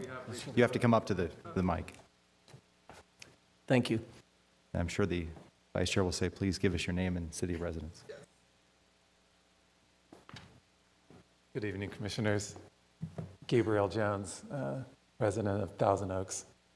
And yeah, I've known Steve and his wife now for a couple years, and I've been to their house and had tea. We were just there, actually. I was just there last Friday and spent an hour with him going over some ideas and concerns that he had, which he's going to address afterwards. Did you hear any back or communicate with any of the other neighbors in the area? Scott mentioned that new owners who bought I don't know if they've renamed it, but it was the YOLO building, the 45 units, the old church, had reached out and had some concerns about parking. So I don't know those owners. So I called and left a voicemail for their managers, giving them my phone number and contact information if they wanted to go over anything. Okay. And I'm going to ask just a more kind of, I guess, 35,000-foot question. This is a very complicated process, and there's lots of things and moving parts on this. Is this something you actually are going to build? I mean, is this feasible for you to actually do? Yes, that's the intent. We've been working on it for almost 3 years now, and yeah, I've been a long-term resident of Thousand Oaks, and I have 3 boys that graduated from Agora High, and the youngest is a senior at Westlake Village. Kevin, my partner, lives in Thousand Oaks as well, and he's a little behind my curve with just a 1-year-old and another one on the way, so he plans on being here even longer than I am. I know it's a long process, but again, I just was trying to make sure there's a lot of different moving parts here, and I just want to make sure it's something that you're actually going to do and not just get the entitlements and then all of a sudden we see it put up for sale the day after if it's approved. Correct. That's our intent, is to build it. Thank you. I have nothing further. Commissioner Ferris? Nothing. I did actually have one question, Mr. Pettit. For Mr. Pettit, sorry to make you sit down or call you back up. Just curious for my own edification, did you do, I noticed there was an elimination study on the site, but did you do a shade study as part of the application?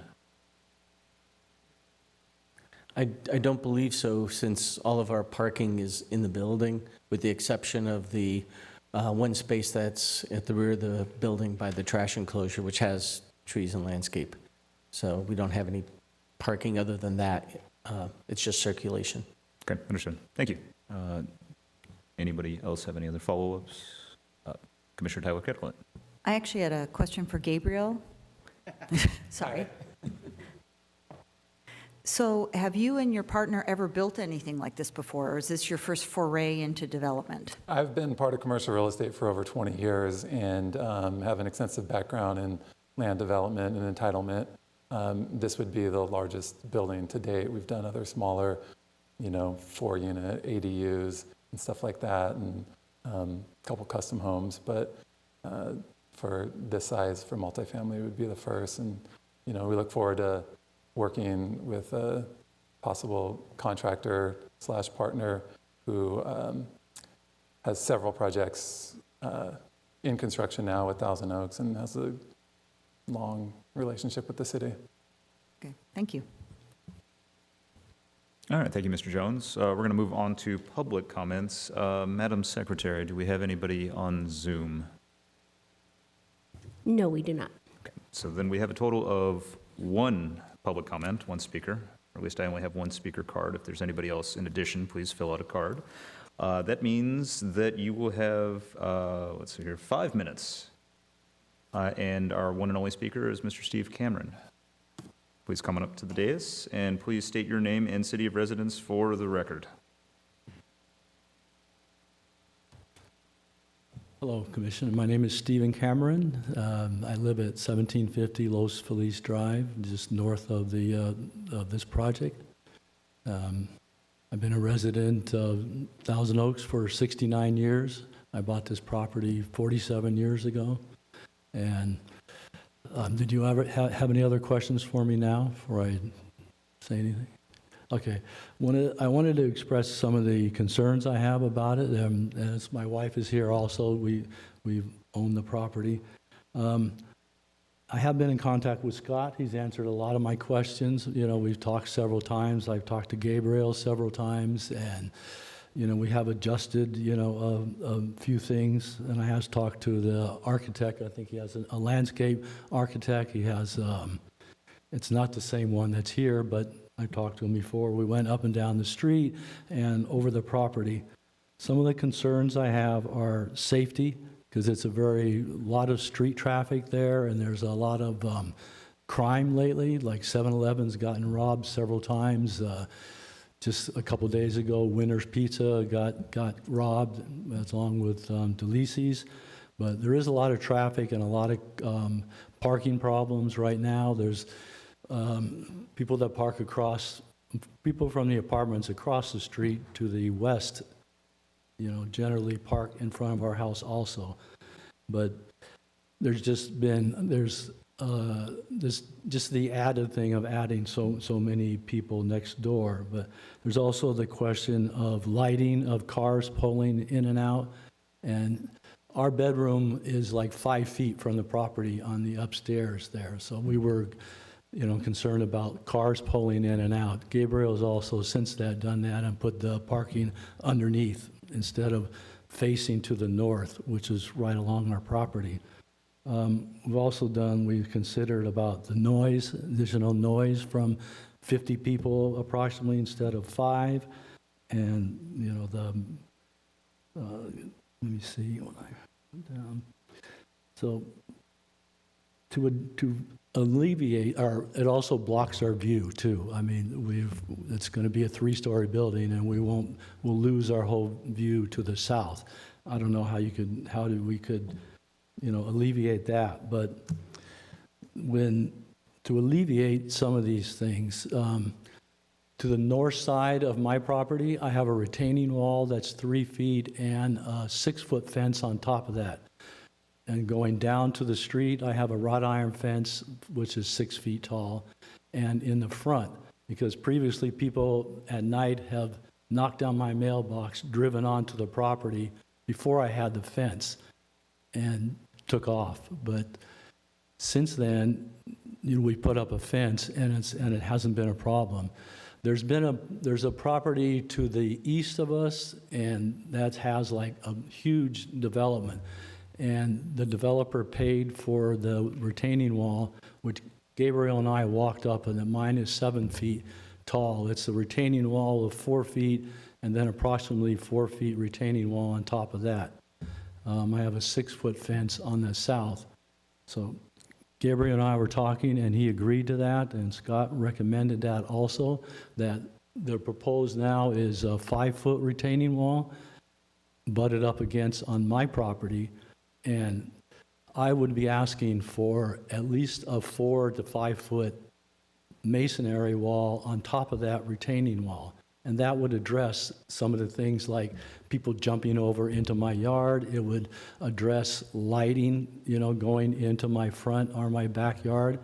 And it would also help with the noise. So, I mean, the higher the fence would be better for all 3 of those reasons that I've outlined. Let me see, face the south. He's also tried to do, is talking about doing modules, which would be less time for construction. And let me see, let me just review what I wrote down here. Yeah, so, and we would be asking for this retaining wall plus the masonry wall on top of that to run the length of the property. And on the east side of their property, the retaining wall is about 9 feet. So it's much harder there. It's due to the slope of the property. There is like an 8-foot slope from the top to the bottom, and they've addressed all that when they do it. Is that my timer? Okay, that's basically what I wanted to say is we both agreed, and he verbally agreed to put in a cement wall on top of the retaining wall. And they have not said exactly how high that would be. And like I just repeat myself, it's 5-foot retaining wall with a 4 or 5 foot fence on top of that to address all the things that I said. So thank you Mr. for your Cameron. time, and I appreciate it. Do you have any questions for me other than what I said? Commissioners? Thank you. Yeah, thank you.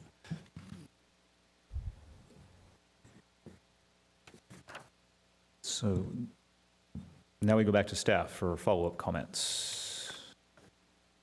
They are conversing.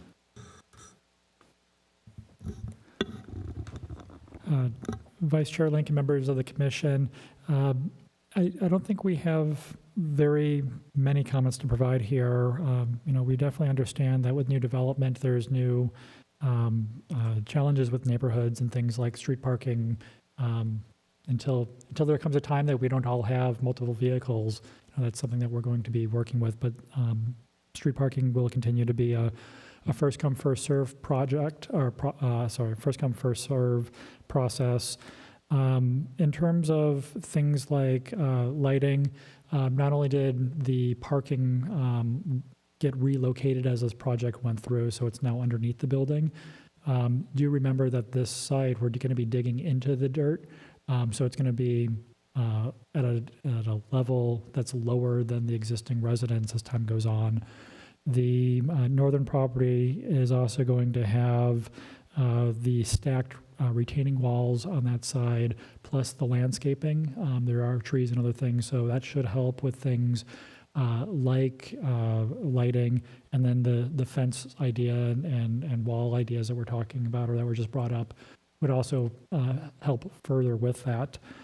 I do want to also point out that we don't have a condition that there's to be a reconstruction of a wall or a fence on the adjacent property to the north. We can't compel that.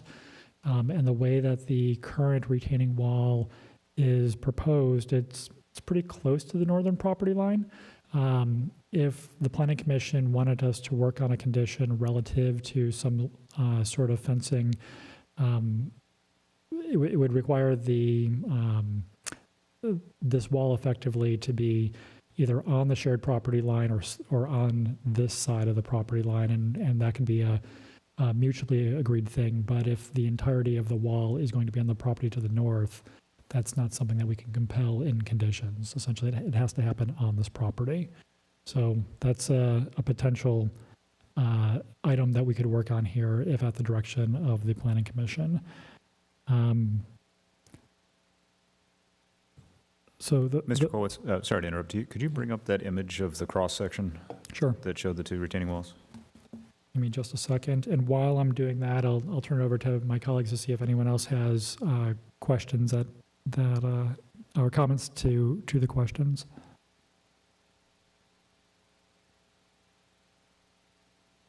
So is the idea is to remove the existing retaining wall, because there should not be two retaining walls next to each other? There will be issues with footings.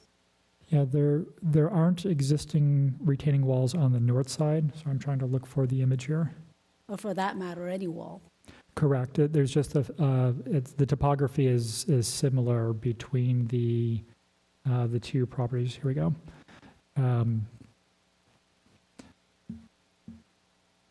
So these are the cross sections that we're looking at. The red lines.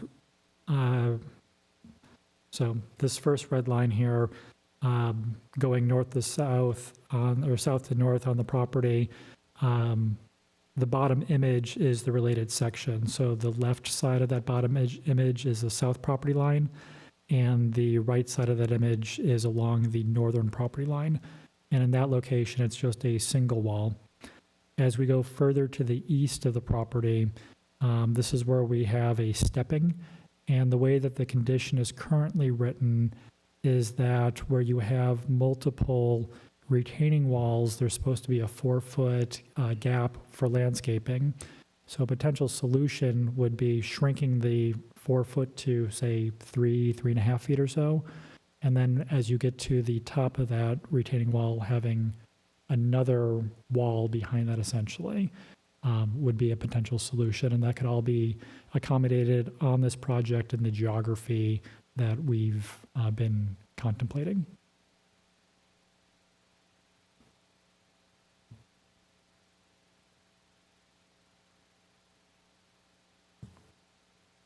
Any more comments from staff?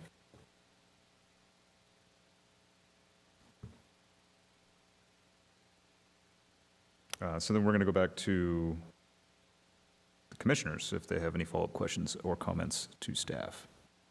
Commissioner Latson. Thank you, Vice Chair. Mr. Kolowitz, I understand the wall that way. I think in response to the comment, we were talking about a retaining wall that followed his property line. But that's my understanding of what he was looking for.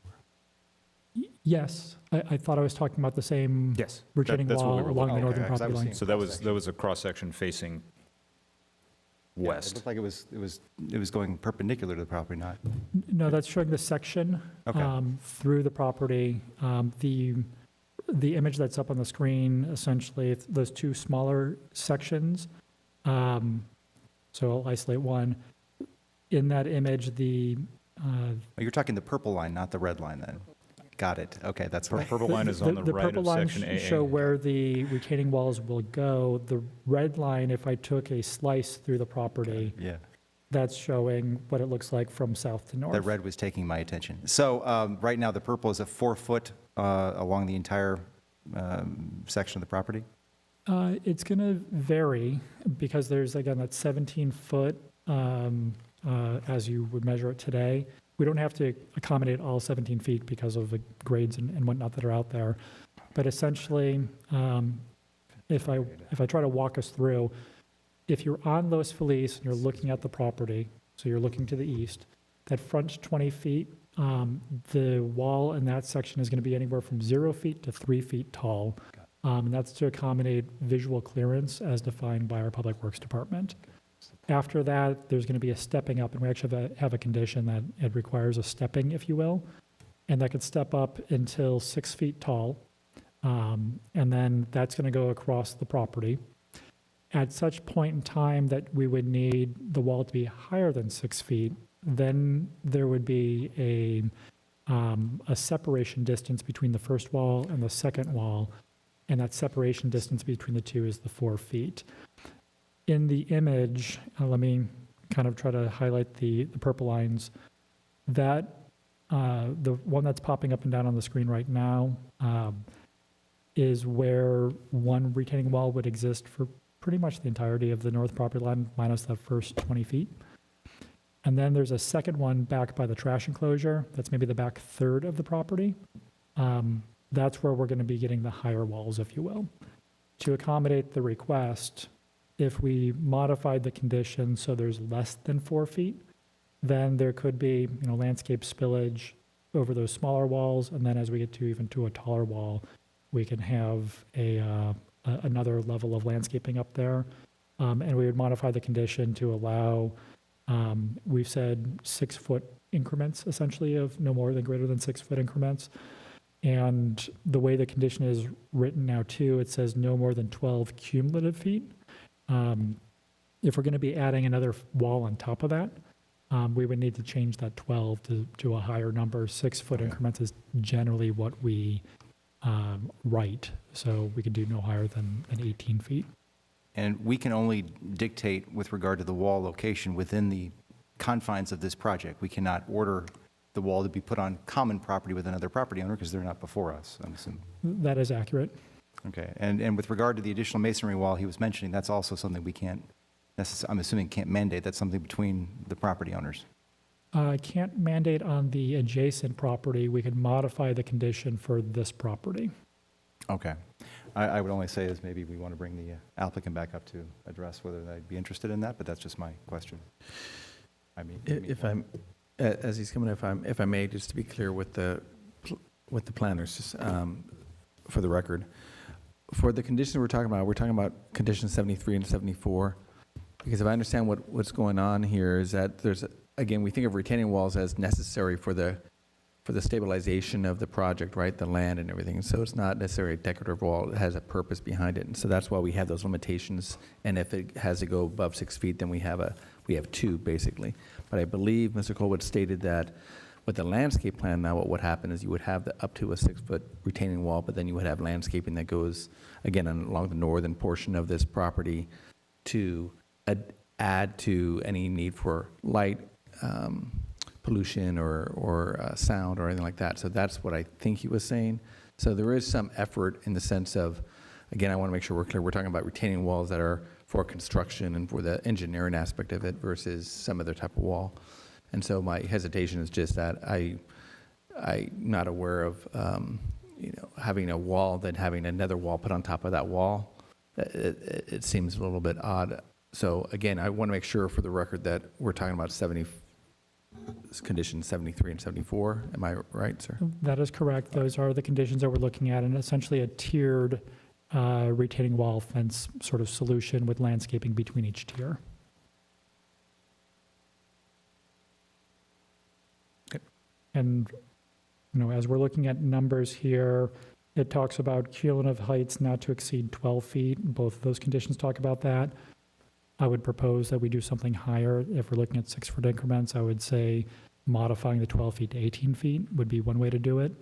And then there's a minimum landscaped criteria in here that talks about a minimum of 4 feet, essentially between the wall faces.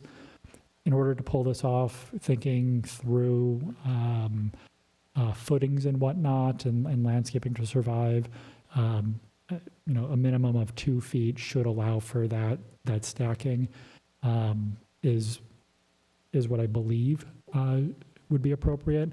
But I'm going to look to a few other colleagues to see if there's other ideas for that measurement.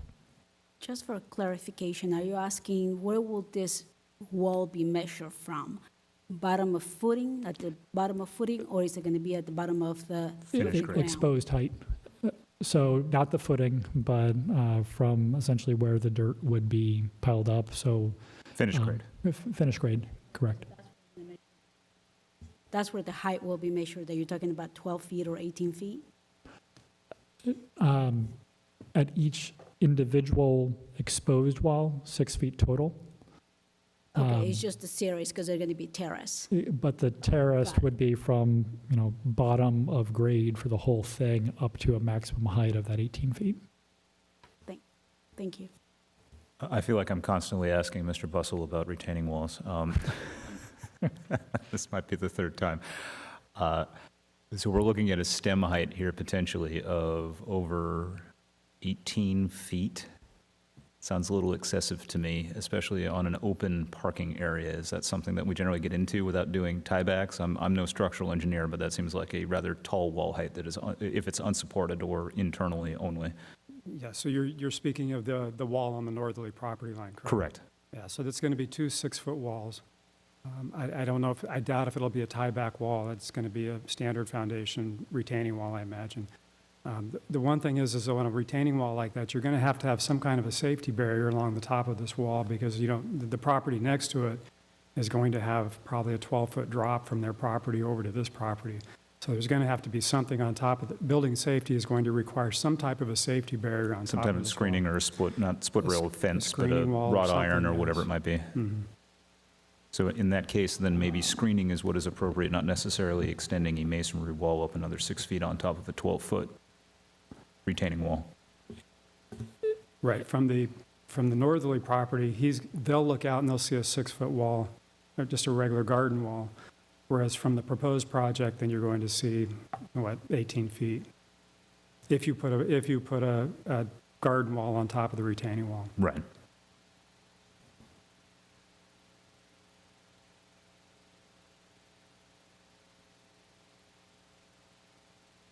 Well, Well, from where we're at, I think unless Commissioner Ferris, do you have any questions of staff? Okay, then now it's time for rebuttal, so we should go back to the applicant for any additional comments.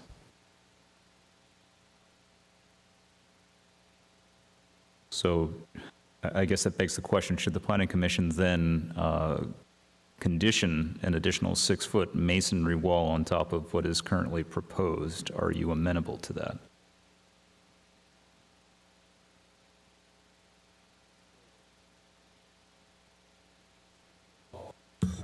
Higher section of the northern section, correct?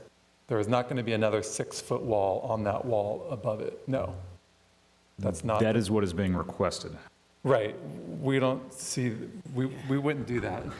So the plan shows that there is a wall, as was mentioned, about 4 feet, and that's more of a level planter.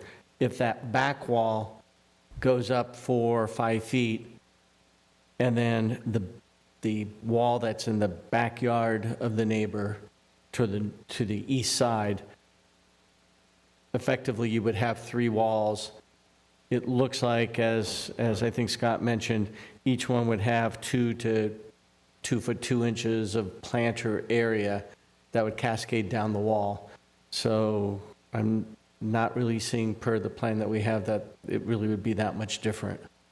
So there are 3 walls shown. That second wall would just be higher to accommodate for the top wall that's along the north side of the plan. Commissioner Latson. What about the additional masonry wall he was referring to? That would be the third wall, the top wall that's along the property line. That would, because it kind of slopes, that could be staggered up. So a portion of that it could be 6 foot max. But we've got 2 other walls below that, the opportunity for 2 other walls below that. So, and I'm just looking at some elevations here. I'm not sure that it would go up to 18 feet, but it would probably be a little bit more than 12 feet. Again, did you have conversations with him with regard to this addition? I just wanted to see whether or not you guys came to an agreement. And I know he wants to speak, but the problem is we have to kind of follow the protocol. Yes, we've had conversations about that. I wasn't able to clearly articulate exactly how the walls were looking, so my proposal was that as we move on to the next stages of the construction documents and so forth, that we look at the 6-foot wall, the way that it's going to be built, and then the wall in front of it, that would be larger. And then if there was some modification to his wall, which is the 6-foot wall directly basically on our same property, if he wanted to do some modifications, we would have to go to planning and ask for a variance of something higher than 6 feet, and we would do like some type of additional, which he was thinking of like maybe 7 or 8 feet, but. I think, and again, Mr. Kolwitz can clarify, I think we can do that as part of this process. Is that true, Mr. Kolwitz? It depends where the wall is constructed. So what I just heard was modify a wall on, at 1750 Los Feliz Drive. There is an administrative process to provide that, but it is a separate application that we would process, and we could work with the developer and Mr. Cameron and his family to process that. Or if it's getting constructed on this property as part of the conditions, conditions 73 and 74, we modify those metrics for the tiering to occur, so all development is happening on this property. Mr. Pettit kind of indicated that's already there. That sounds like you're not saying that it is. I'm not following 3 walls existing out there. I'm seeing 2 per the plan. On the grading plan that we submitted to the city, along the back side there is a planter wall looks like it's a box. Okay. So it has a front wall and a back wall, and then back of that, it's got another wall. So effectively in the area which is the highest, there are potentials for 3 walls. So what I'm saying is there are 3 distinct walls with landscape possibilities between them, and they are at the location where it is the highest grade difference from our property to the neighbor's property. So there's a availability there to have 3 walls that would terrace up to stay within, at this point, to stay within this 6-foot level and to provide some landscape and irrigation. And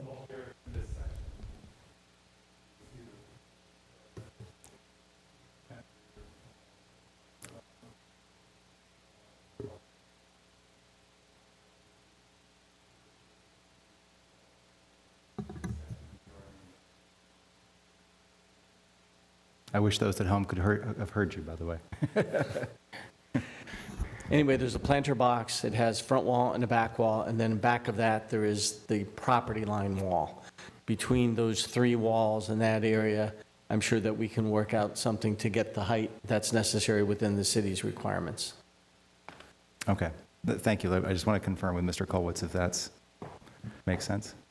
it does, as I was talking over here, the sections are actually, that have been selected are slightly different than the plans. The grading plan is showing 3 walls for portions of the property, whereas the section are only showing the 2 walls.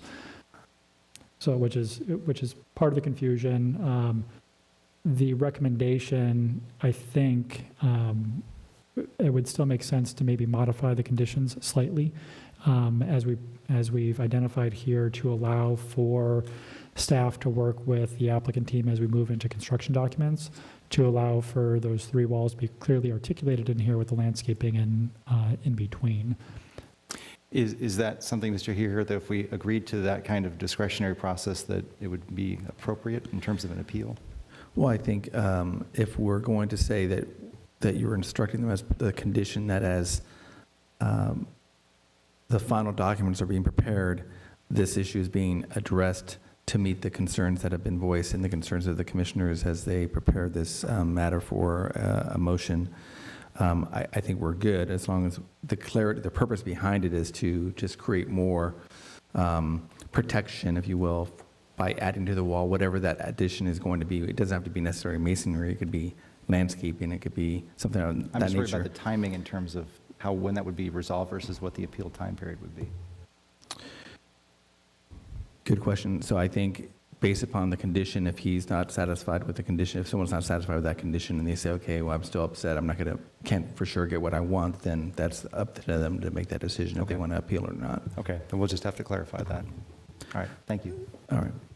So if I'm understanding, just to not to clarify, but to consolidate, that's the wrong word. I think we're going to have the Okay. team to make sure The that, team is going to, is the intent then just to modify the stepping requirement, and then whatever goes on top of what has been previously designed is then sort of up to the applicant and his neighbor, or are we specifying what goes on top of the wall?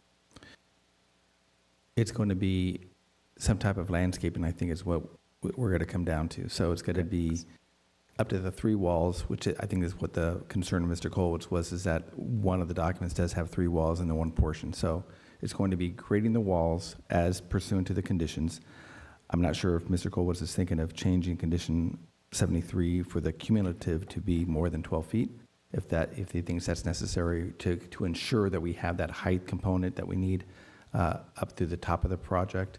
That is what I'm thinking, and the language we could put in there would be something, the maximum would be 18, and we could even put some language in there trying to keep that as low as possible, as we go through that process, and then that separation of between the walls to be landscaped appropriately.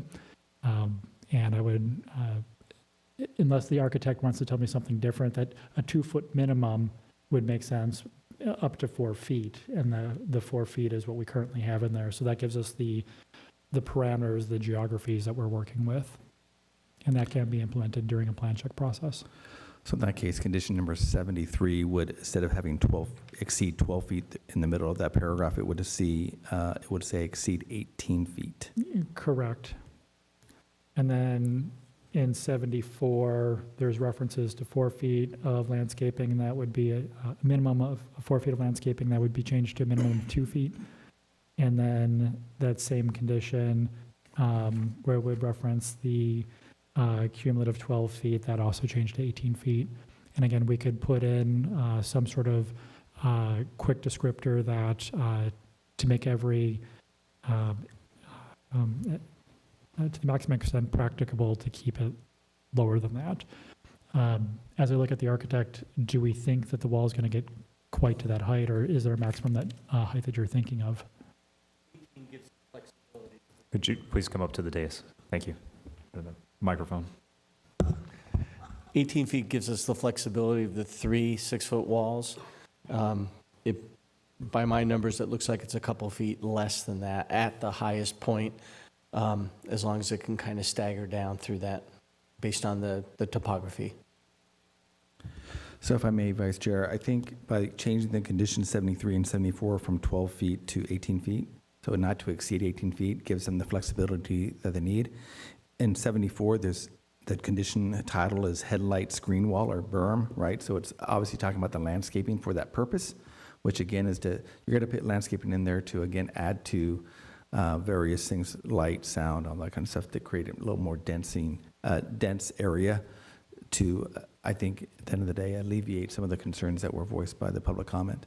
So I think with the change to 18 feet and both of those conditions, we're kind of meeting, I think, what I've heard from commissioners as far as their concern. And there is a landscaping component to 74 that I think would address the need to give clarity to what has to be done when the condition comes up, because we're going to have a landscaping plan that needs to be approved by the landscaping division, or landscaping team, I should say. And so that's always going to be a component to it. And since this has a very specific purpose, I think the landscaping architect is going to take that in consideration of, what's the purpose of the condition for landscaping? It's not just putting 5 oak trees in, for example. It's going to be for this purpose. And the applicant team is amenable to that modification? Yes. Okay, thank you. Do we have any other questions, comments, rebuttals? I don't see why not. Public testimony is still open, so our public hearing is still open. Nope, there's no more public comments from him. No more public comments? No, not from him, no. Okay, my apologies. Mr. Cameron, sorry, we're all through. Can't have 2 minutes? It's my property. I wish you would take me into consideration. I appreciate that, sir, but every person got a maximum of 5 minutes, and you had your 5 minutes. They've talked 3 times. I just want to talk for 3 minutes. I appreciate that. I'm just going to tell you, understanding that's their application and their ability, they have the time for rebuttal, and they had the questions that they had to I've been answer. here 2 hours. I mean, can't I talk for a couple of minutes? This is my property, too. Unfortunately, no, sir, I'm sorry. I apologize.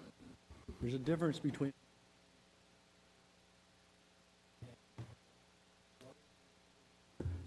All right, so we'll close the public hearing. I will now open up the floor for discussion and/or a motion. Commissioner Ferris. Yeah, thanks. I'm wondering, as we get to the motion, if I can ask City Attorney if there's a potential for some of the findings to be slightly amended so that I might be able to support any motion to approve. But I just wanted to gain your, it doesn't change any of the conditions, it changes what I believe we're stating as the findings for that. So I wanted to offer something and run it by you to see if it meets with.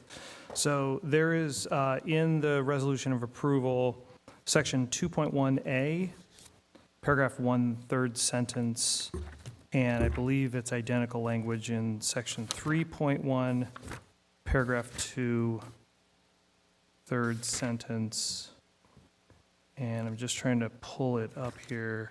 So this is the one where it speaks to the finding of making it that it's the general plan density designation density that applies.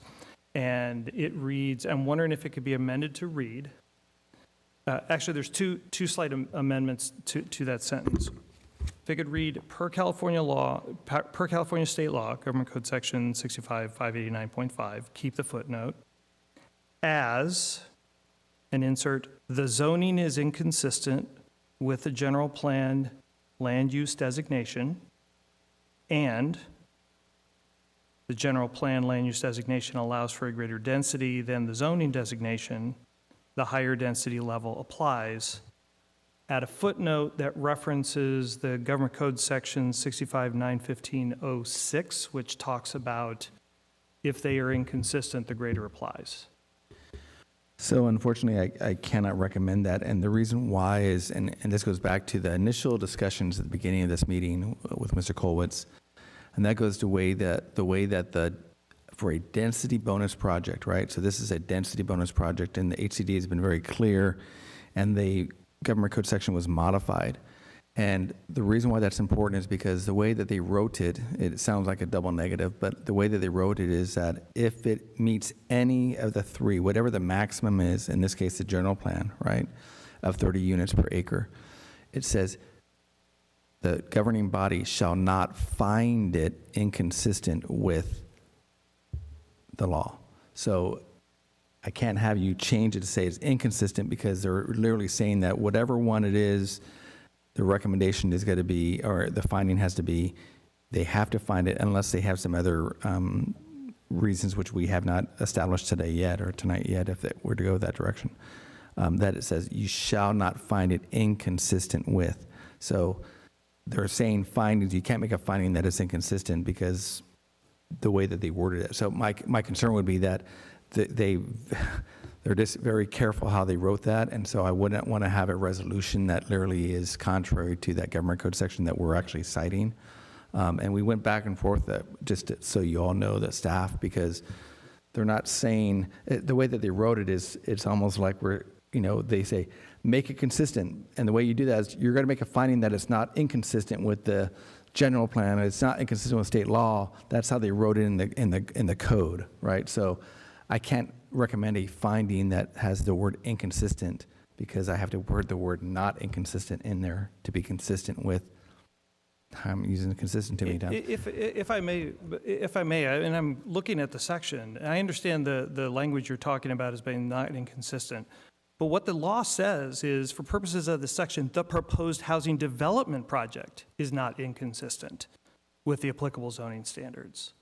Not that the zoning, nothing about the zoning. In fact, the last part of that section talks about that if the housing, that it shall not require rezoning if the housing development project is consistent with the objective general plan standards and criteria, but the zoning for the project site is inconsistent with the general plan. If we make a Let me interrupt here. But if we make a because finding that says the zoning is inconsistent, it's consistent with the reading of that law. Let me interrupt here, because I think that this is part of a broader discussion, because if we're going to change the language specifically for this project, and we've used the same exact language for all previous projects that have density bonus, then we are in effect being inconsistent with our language. So I think that's probably a broader discussion with the legal team at the City of Thousand Oaks. So I don't know that we should change it specifically for this project unless the powers that be decide that they are going to change that language going forward for every project. And I understand, and that's the reason why I was asking if the finding could be done, because I do find for this particular project that the zoning is inconsistent with the general plan, and for that reason, we have to use 30 units, and that leads to the same approval, but for a different reason. And I don't agree with the finding language that that's the reason why we have to do it. So that's the reason why I was asking for that. Because if we can find that the finding language, and I actually don't think it's inconsistent with anything that we have done before. Because there are reasons why staff said that the zoning in the general plan is inconsistent, and that's why we use the higher density. It would apply in either case. But if we feel that we don't want to change the language, So, yeah. I mean, I have to feel comfortable that I can agree with the findings. That's the reason why we're here. And if I'm just asking if there is a way. If there isn't, then I understand. Patrick might want to cover a little bit more about this, but there's also case law, and case law has already made those interpretations in the way that we are applying it in this project. And I've asked for case law on this, and no one has provided it. In fact, with this today, I've asked for if there was an ordinance or resolution or any court order that gives us an understanding of how to interpret this, and I've received nothing to date. So if there is, I would absolutely love to see it, because I want to follow the law. But I don't see anything. It's a difference of understanding of what the state law reads, and that's the reason why I'm asking.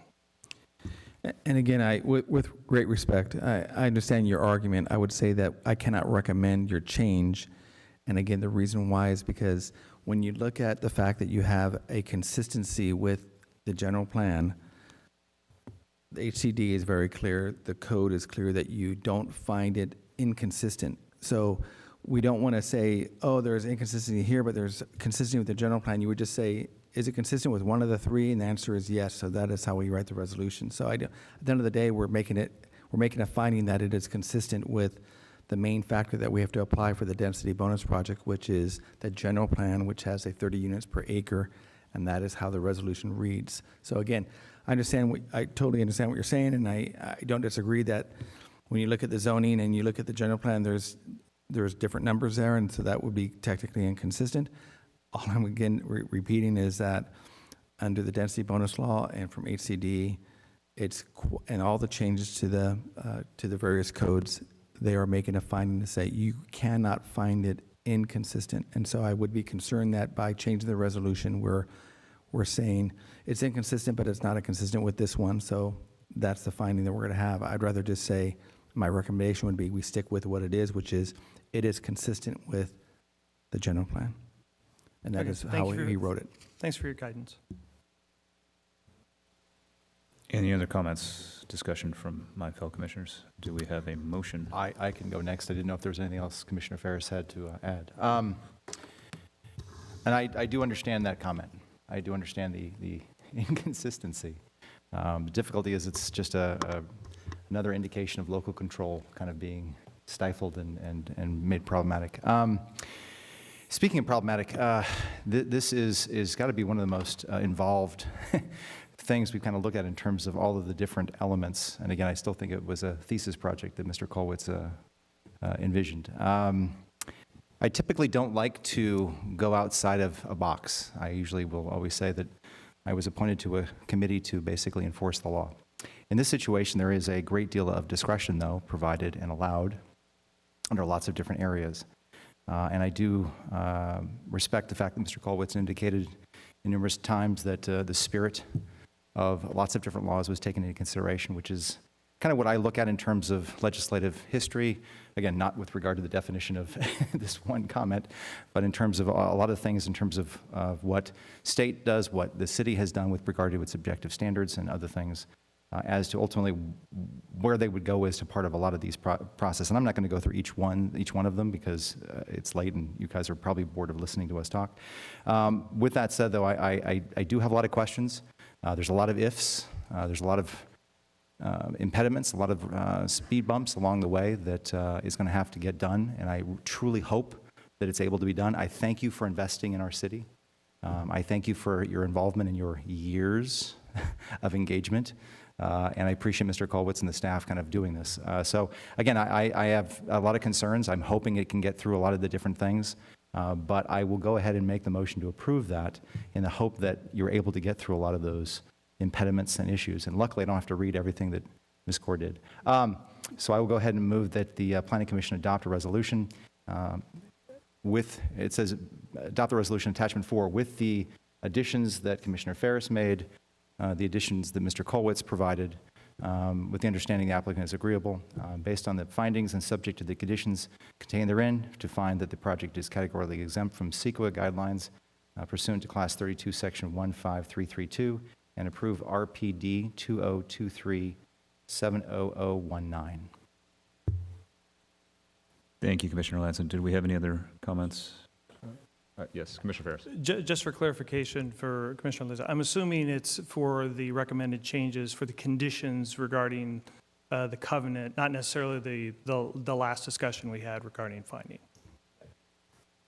The covenant and the manager use of Yes. the very affordable. Okay, I just wanted to clarify. Yes, Yep. I agree. And I would assume the wall height as well.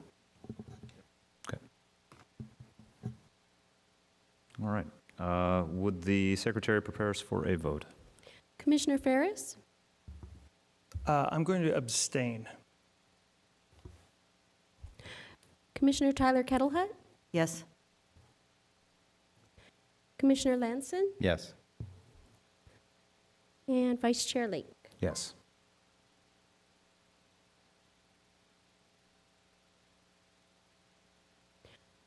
Motion carries 3-1 with Commissioner Ferris abstaining and Chair McMahon absent.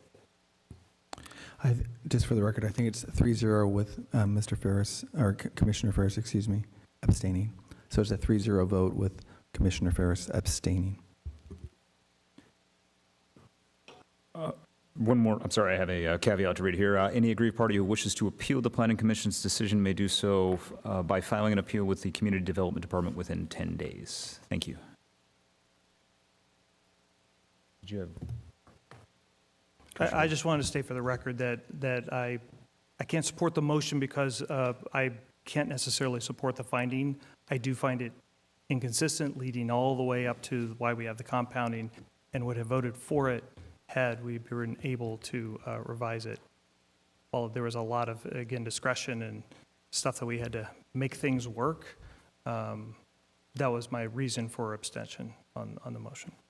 Understood. Thank you. We have number 8, department reports. Seeing none, we will move on to commissioner comments and AB 1234 reports. So now is the time for any commission comments and or whatever I just said. Are there any comments from my fellow commissioners? Commissioner Ladson.